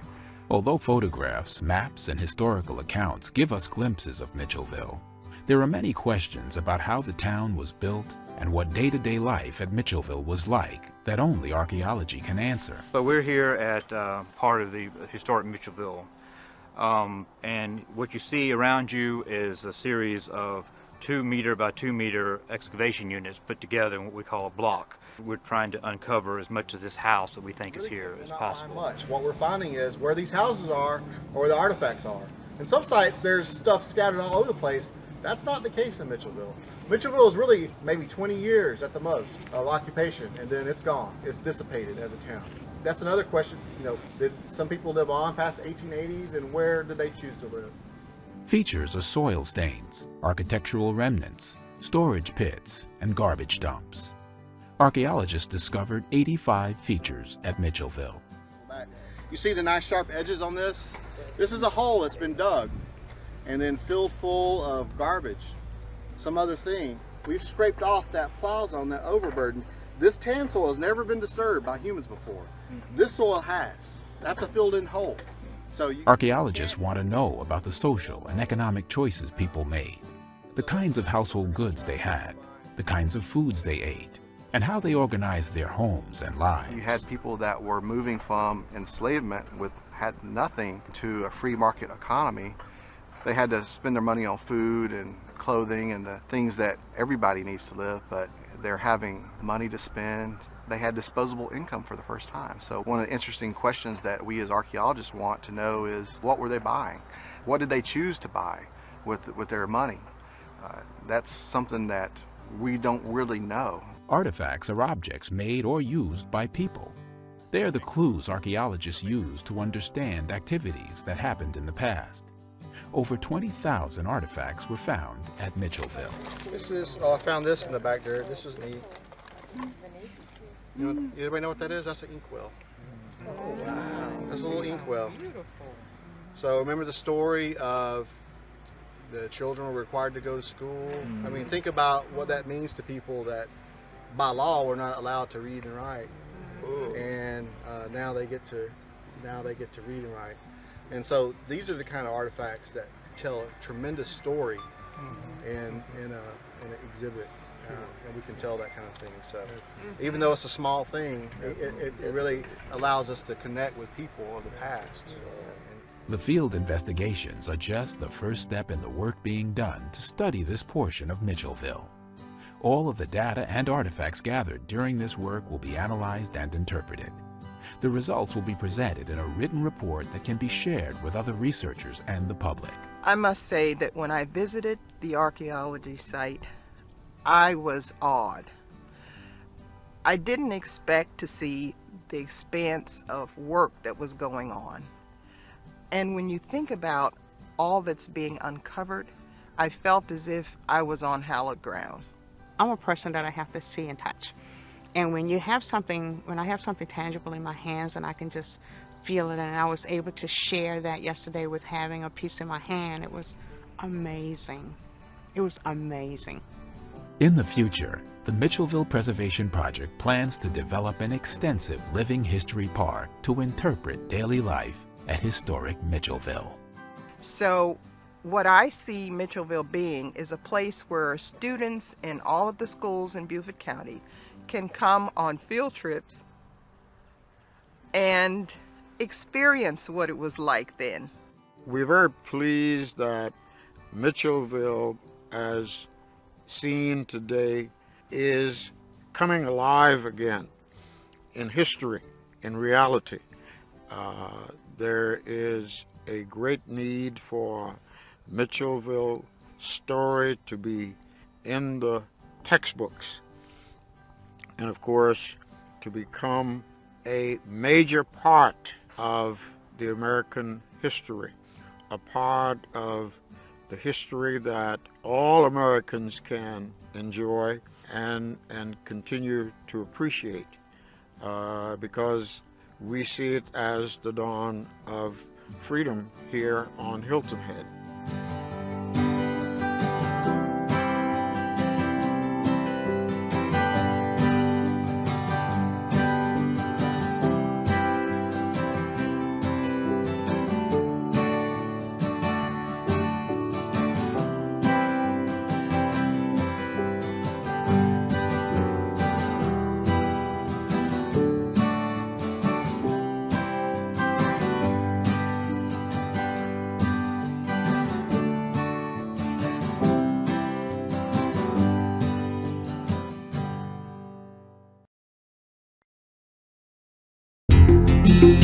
Here's what's happening in Beaufort County.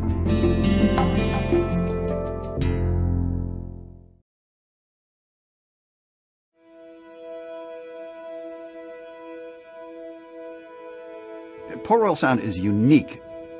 The largest ships in the world could sail into Port Royal Sound, and that's what Jean Ribault, the French explorer, said. Said all the ships of France, nay, all the ships of the world, could safely ride in its bows. It's very deep and very unusual, and if you're a sailor and you go up and down the coast on the Inland Passage, you come into Port Royal Sound, you know it's different. You can smell it. It's 60 feet deep in the middle of Port Royal Sound, 30 feet deep over the bar, and the interesting thing to me is that the shape of the entrance has not changed for 500 years. Millions of shells, left by native inhabitants over thousands of years, attest to the bounty of its waters. Clovis points, which are more than 10,000 years old, have been unearthed on its shores. Inevitably, the natural riches of the sea islands surrounding Port Royal Sound attracted the great empires of the 17th and 18th centuries. First, Spain arrived in 1521. Then France came ashore in 1562. Finally, the British claimed them as Carolina in 1663, the land of Charles. After barely surviving a deadly clash with the Native Americans, the settlers demanded protection from the colonial government. Their log fort in Beaufort Town had been burned. They felt defenseless. And it was in that early period, in this early 1720s, that the people of Beaufort said, we need a fort to protect us. So they built this to protect the Inland Passage before it got to Beaufort, which is the reason for the location of what eventually became Fort Frederick, or Fort Prince Frederick. The new fort began to take shape in 1726 after the famous settler Colonel John Barnwell, better known as Tuscarora Jack, returned from England with the Independent Company afoot, a regiment of British regulars. For the next 7 years, Fort Prince Frederick, a small structure measuring just 125 feet by 75 feet, existed as a typical frontier-style log and earthen fort. Artillery stood at the ready to slow any approach by the Spanish fleet. As soon as the first warnings from the watch cannons at the mouth of the Sound were fired, the militia would be dispatched. Still, the settlers of the islands envisioned something sturdier, a structure that could offer them real protection in times of trouble. The people kept petitioning the Commons House of Assembly and the colonial government for more money to finish the fort and build it more stoutly.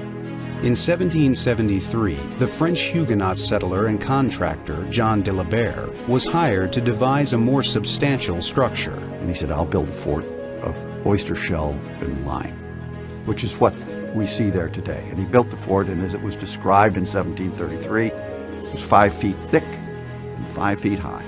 That's pretty stout. The fort was named for the eldest son of King George II of England. So Fort Prince Frederick, which is his formal name, was built in 1726, completed in 1733, probably abandoned by 1740. It had that short a history.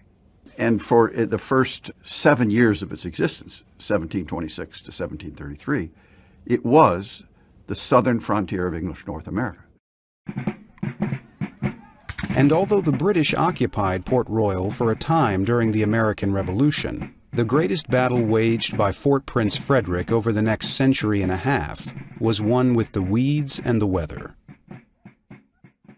A planter by the name of John Joyner Smith came into possession of the land early in the 1800s, turning the expanse above the old fort into fields of cotton tended by the enslaved. But all that changed in November of 1861, when Union forces overcame the Confederate territory.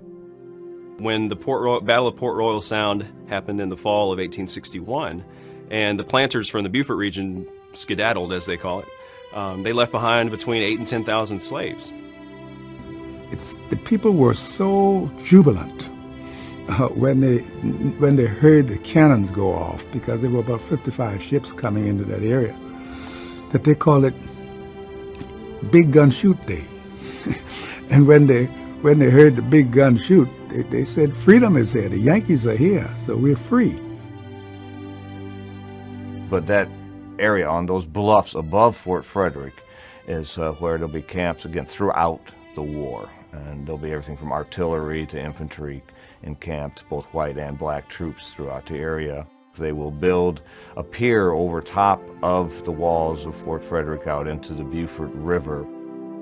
Over the top of Old Fort Frederick stepped the 1st Black Regiment, mustered in as the 1st South Carolina of African descent.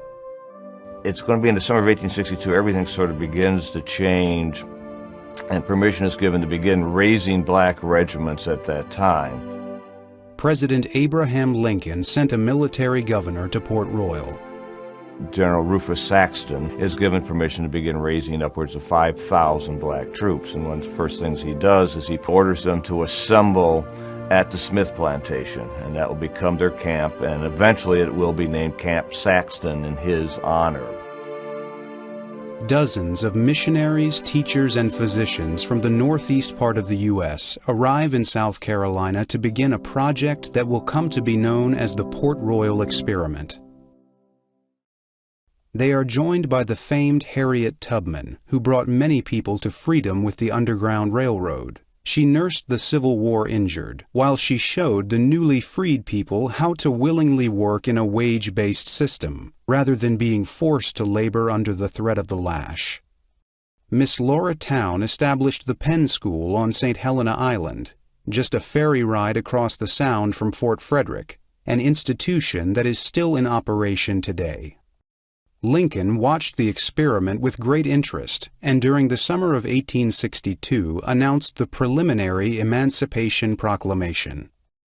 Immediately, plans were made for an elaborate celebration at Camp Saxton for January 1, 1863, the day the proclamation was to be signed. And it's very elaborate. They are roasting 10 oxen and preparing tables for 4,000 or 5,000 people to come down to it. Of course, when it was read and after it was read, someone spontaneously popped out with the song, "My Country 'Tis of Thee," and jubilation took place. But the Emancipation Proclamation was a high point in their lives at that time. When the Emancipation Proclamation was read, they used that fort as the base for their dock. You know, and the dock was built over the top of the fort, and boats came in. But there it was, I mean, at ground zero of that event. And that event is as significant event as ever occurred in 500 years of history of this county, certainly, and one of the most important events in the state's history. A devastating hurricane shook the Sea Islands in 1893, causing massive damage. More than 2,000 people died. Yet the sturdiness of the 5-foot-tall and 5-foot-wide walls saved the fort from annihilation. Today, it still stands as the oldest tabby structure in South Carolina.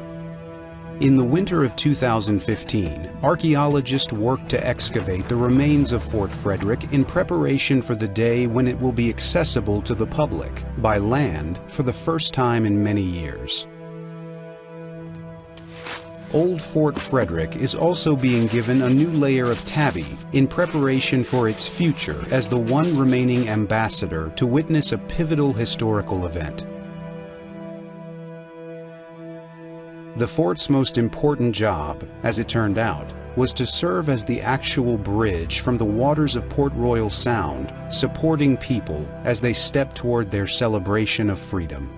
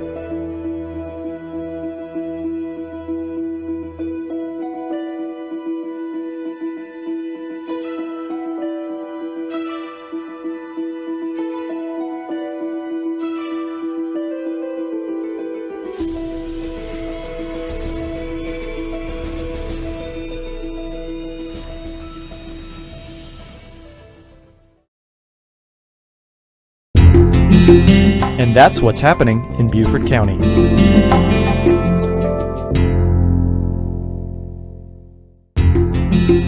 Here's what's happening in Beaufort County.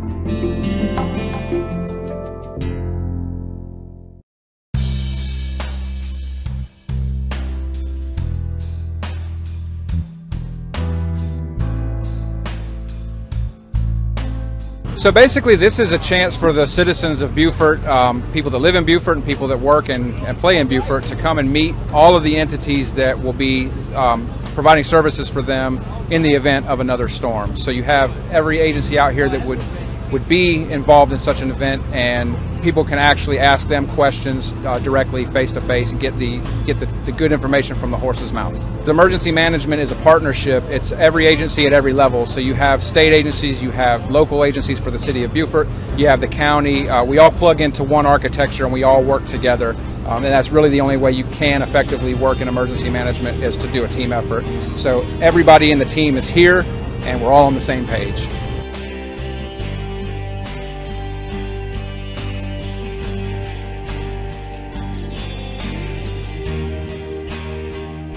We are here promoting animal safety, preparedness for hurricane disaster situations. We have a lot of great information that people should obtain just to know where to go in case of hurricane. And a lot of people tend to leave their animals behind. We have to do a lot of rescue. It ties up a lot of our time. So knowing and being prepared as to where to go and what hotels accept animals, what grounds accept animals is huge in evacuation, and trying to have everything set up so that you know where you're going to be heading in case of a hurricane.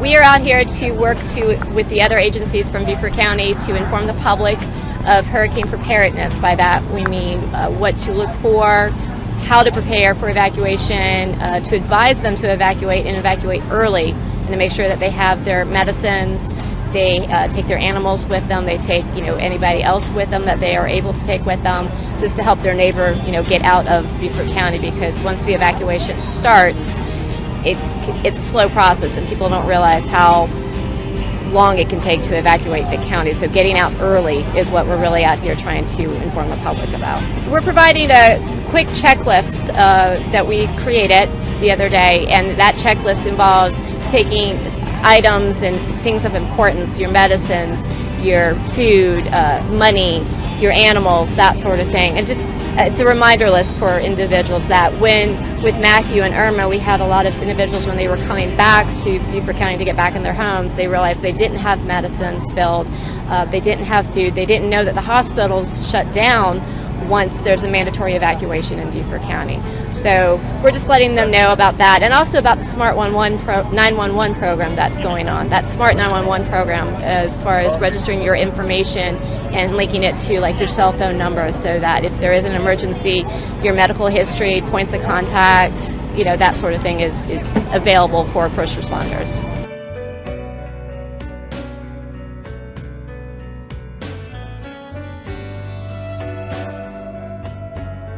It's important because they need to start thinking now before the storm is coming close what they're going to do. So you need that lead time to prepare.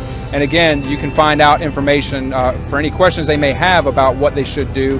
If they have pets, they have animal controllers here today. They can chip the pets. They can tell them where some shelters are, places they can go. You have EMS here. You know, if there's a loved one, a family member that has medical issues, they can ask EMS questions about how did things go during the last storm, what should we expect during the next storm. So it's really a chance for them to get their questions answered, to meet the people that are going to be trying to take care of them and take care of the city and the county and wherever they live here in Northern Beaufort County during the storm, and Southern Beaufort County. It's a chance for them to get to meet those people and pick their brains and find out, you know, what should I be doing and what will you be doing for us if a storm should come here.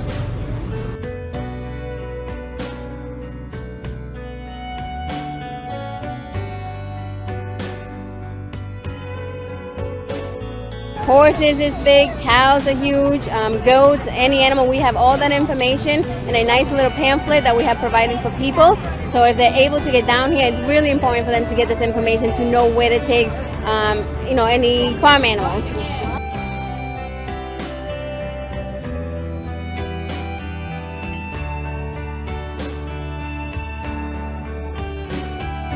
We're lucky enough this past week to receive a donation of pet masks, for oxygen masks, to help resuscitate your animals if there happens to be a structure fire at your residence and your animal, your cat, your dog, your lizard becomes a victim of smoke inhalation.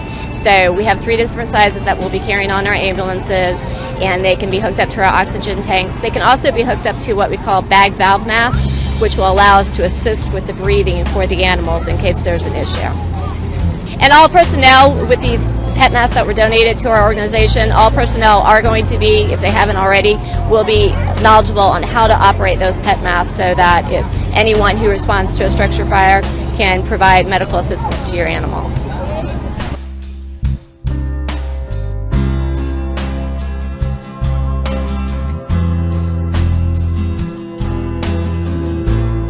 Some people think that just having a collar with the pet's name and phone number is enough. We are saying no, that it's not. They need to do microchipping, which is why we're offering free microchipping today. With that, once an animal gets lost and animal control is able to get a hold of them, we'll be able to scan them, and all that information, your pet's name, the owner, the phone number, their address, comes with that. So it's very important not only to have the collar, because sure, that helps, but having a microchip is very important for that. And also, please make sure that your microchip is up to date with all the animals' information. Your phone number is up to date, your address is up to date.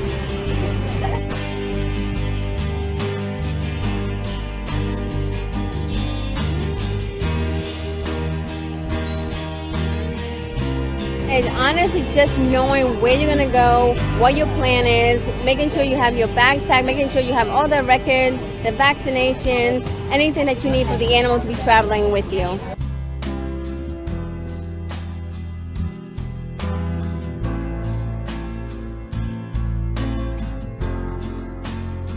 I would encourage people to go on the social media and to plug into all of these entities that are out here. The Beaufort Police Department, our Facebook page, we have a Nixle presence, we're on Nextdoor, the Sheriff's offices as well. So one of the things that comes up during storms and any kind of emergency is there's a lot of rumors that go around, so we like to cut through the clutter and to say, hey, come get the information directly from the source, because we're going to be passing that through those channels, and that's because that's where people are. We are on Facebook, Beaufort County Animal Services, and we update that website every hour on the hour. So you can get any information that you're looking for there. They can stay in touch with us through our Facebook page, which is Beaufort County EMS. We also have a Twitter and an Instagram account as well, the Beaufort County EMS.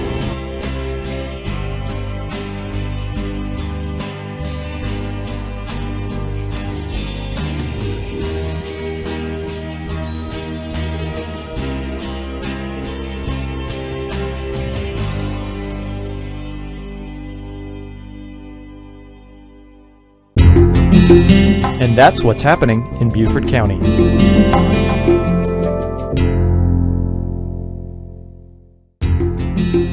Here's what's happening in Beaufort County.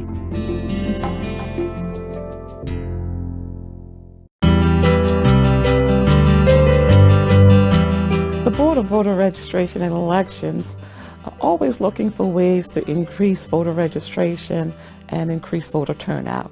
And in our community, we have partnered with some of our civic organization and some of our social organization to help us educate our voters on the importance of voting. We partnered with the Beaufort County Board of Registration and Election in this project. One of the things that we observed in South Carolina is that, like in other parts of the country, not as many people who should be are registered to vote and involved in the election process. So we took a look at young people in particular and how did they get involved with voting, and decided we'd start there rather than to start voter registration with older adults. So we started working with young people, particularly those ages 16 and above, and educate them about the voting process and what it means to vote and how voting impacts your life. And in doing that, we partnered with the Beaufort County Board of Registration and Elections. You know, is this something that we can make a difference? It's important to us to make a difference in our community. There are a lot of problems out there, and we want to do our fair share of making a difference. That's the main thing that we want to do as this organization. And we went into 2 middle schools this year, and we went through the whole process of voting, from registering to vote, with a voter registration deadline, issuing voter registration cards, and this was all done with the school guidance counselor. So as school counselor, I'm also the advisor for the leadership groups, and for student government this school year, I wanted to involve the whole school and give a real life experience about voting. You know, voting is like democracy in action. That's how we even the playing field, a level of playing field here in America. So that's your one voice, but bringing many voices together, you have the opportunity to bring change. So we want to make sure our students have the opportunity to see how that actually all works. The students, they really got involved. Most of them were nervous, and we actually ran a registration process. So we sat up in our cafeteria maybe for about 2 weeks, and the students were able to come over and visit the table and actually fill out a voter registration card, is what we called it. This is an enlarged version of the voter registration application. At the top it says, are you a student at Robert Smalls International Academy? The student would check yes or no. If yes, will you be between 4th and 8th grade on election day? And at the bottom, they will need to review all the information that they filled out, and if it were true to the best of their knowledge, they would sign it. They brought in 4 machines, and they set up in classroom C1.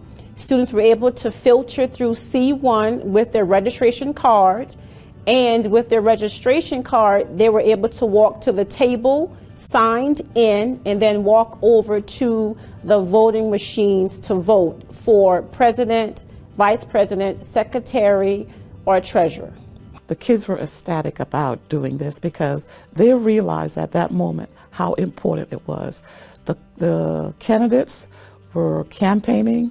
They made posters, campaign posters, and they were going out giving speeches. Hello, my name is Nathan Teague, and I am running for Student Council President. Students were allowed to campaign, so we recorded some campaign ads for our morning television news show, RSIA Today. Those ads rotated and aired daily, just as if it would have been for the November elections. We actually got the ticket from the Board of Registrations. They print a ticket with all the results from the polls. So we got the poll report, and then we created that and turned that into a graphic and shared the results of the election that way. The votes are in. I think one of the things that's maybe not surprising, it kind of reinforced the reason why we're doing this, is how many people there are that are not engaged in the process because they've either lost faith in the system or they don't believe that their vote counts, and they pass that on to young people, such that young people now feel as though, what difference does it make if I vote or not vote? And that's who we're trying to work with, so we can change that kind of thinking and perhaps even get them to re-engage their caregiver or their parents or other adults in the whole process. I wanted to run for president because I feel like I would have been a good candidate for president. So I ran and I had to do a speech to go on our daily news. And so after I did the speech, I waited about a week or two. And then we voted. And I got the paper like everyone else did. And I had to do the paper and I got my card and we went to go vote. And obviously I voted for myself. So I usually see, like, my parents usually tell me, oh, I'm going to go vote, and I always wonder, like, what is it like? So to actually get the experience and actually use it, it felt real. During the project, the students where I was kind of helping out at the booth, they kind of came over and asked, was it the poll that their parent actually used? So it kind of gave them that real life experience of what mom and dad do during the voting time. In the past, what we have done is work with our aging population. We went out to nursing and assisted living homes, registering people, educating the residents there on voting in our county, and making sure that they were all ready for major elections. And we've been doing that for several years now, and it's been very successful. And we are also planning to do it, continue to do it for our citizens. In the high school, during general election years, we go out to the high school 16 and 17-year-olds, and we train them on becoming poll managers, and they participate with us during our general elections, working the precinct as a poll manager. And these are some of the brightest kids that we have working at those precincts, working with our citizens. But the part that was most, I think, important for the young people was to actually have them vote. Many of them had never seen a voting machine. They obviously, because of their ages, had not voted. So Wendell was very accommodating in coming in and doing a tutorial with those young people and explaining the process. The staff, they were just excited. The students, the social studies teachers had the opportunity to teach some of the lessons and just to show where things were in the 50s and 60s and how voter registration drives came about. It takes every vote that's out there versus just me saying, you know what, I'm not going to vote today. So with us instilling this authentic lesson in life of being able to vote, we hope that it resonates throughout their lives so that when it's time for them to vote at 18, they make it as meaningful as possible and take it seriously so that they can do what's best for them and for the country.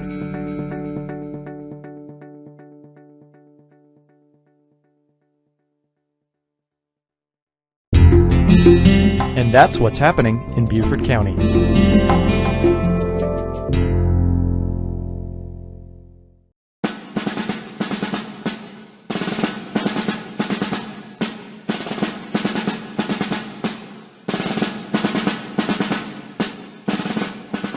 Fort Fremont closes out a 350-year legacy of coastal fortifications in Port Royal Sound, beginning in the mid-16th century. It also represents the closing chapter of America's coastal defense system before the dawn of air power. Fort Fremont is an example of the most advanced military technology of its time.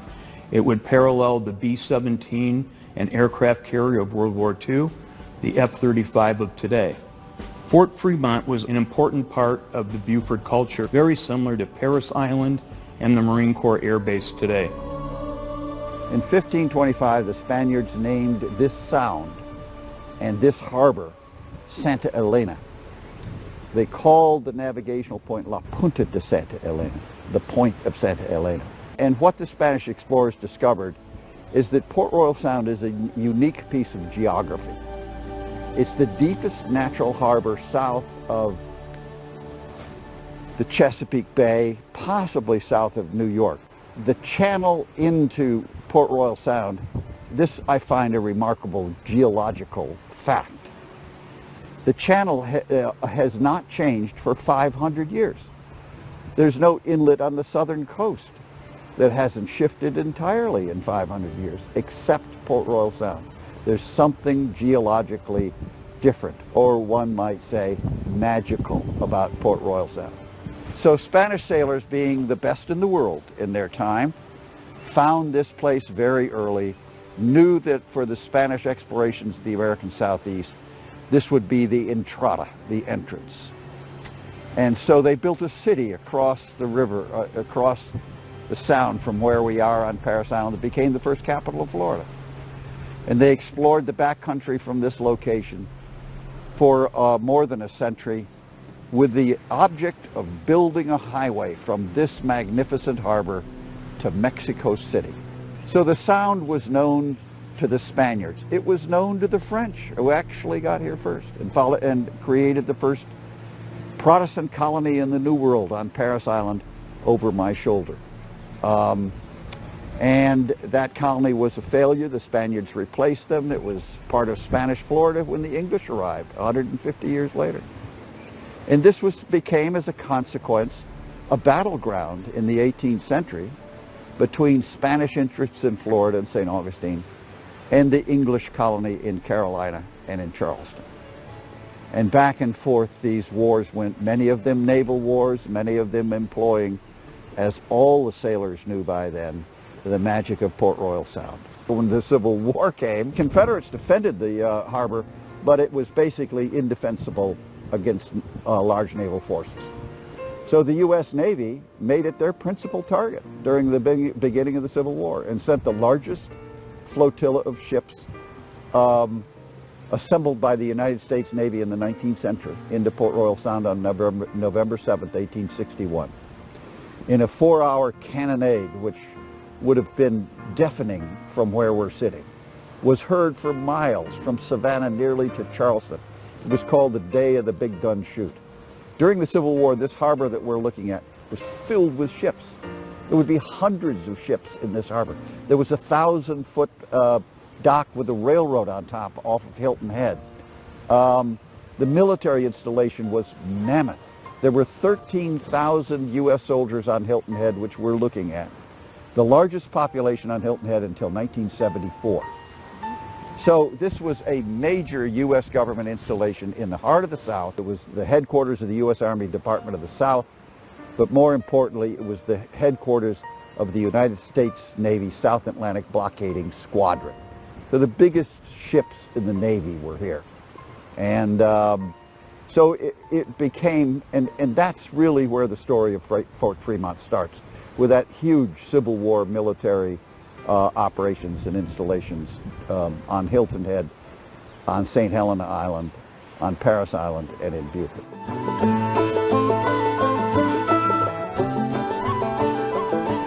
After the Civil War, we're going to see a massive change in technology that's going to revolutionize the military. During the Civil War, we had ironclad ships, we had rifle cannons, but they were all made out of iron, and they were not terribly effective. But its technology is going to change after the Civil War. We're going to see steel produced, and steel is much harder. So now we have a new material to make armor out of for ships. So we can have these armored ships made with steel that are much more resistant to shot. Because I have steel, I can make stronger barrels for my guns. I can rifle and machine these much better, and the rifling is the spirals that are cut in the barrel that allows it to shoot further with more accuracy. And we can also now have breech loading guns that can lock from behind, so I can load my gun from behind. I don't have to go have the old black powder muzzle loading cannon that I had before. Now I can fire much more rapidly.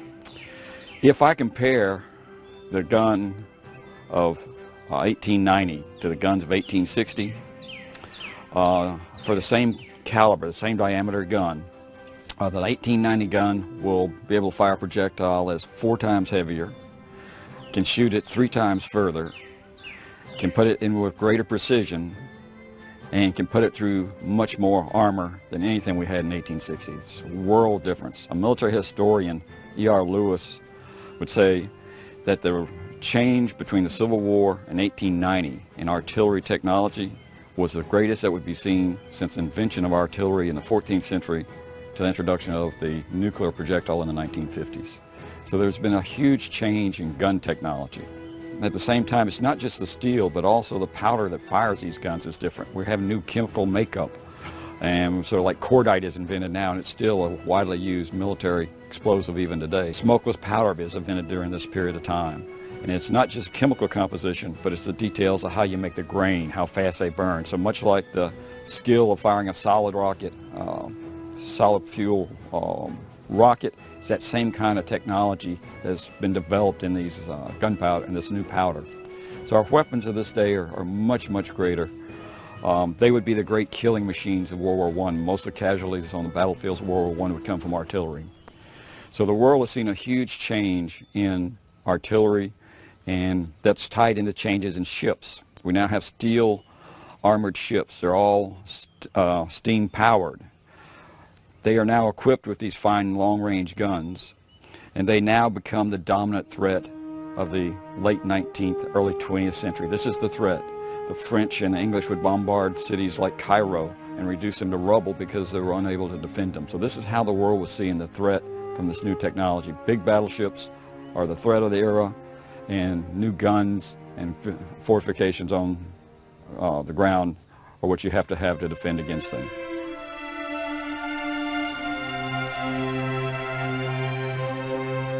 One of the most important and first things that happened after the Civil War is they built a railroad to Port Royal Sound, which didn't exist. It was the first connection of the Sea Islands to the mainland. And the advantage of that railroad is it brought coal to Port Royal Sound.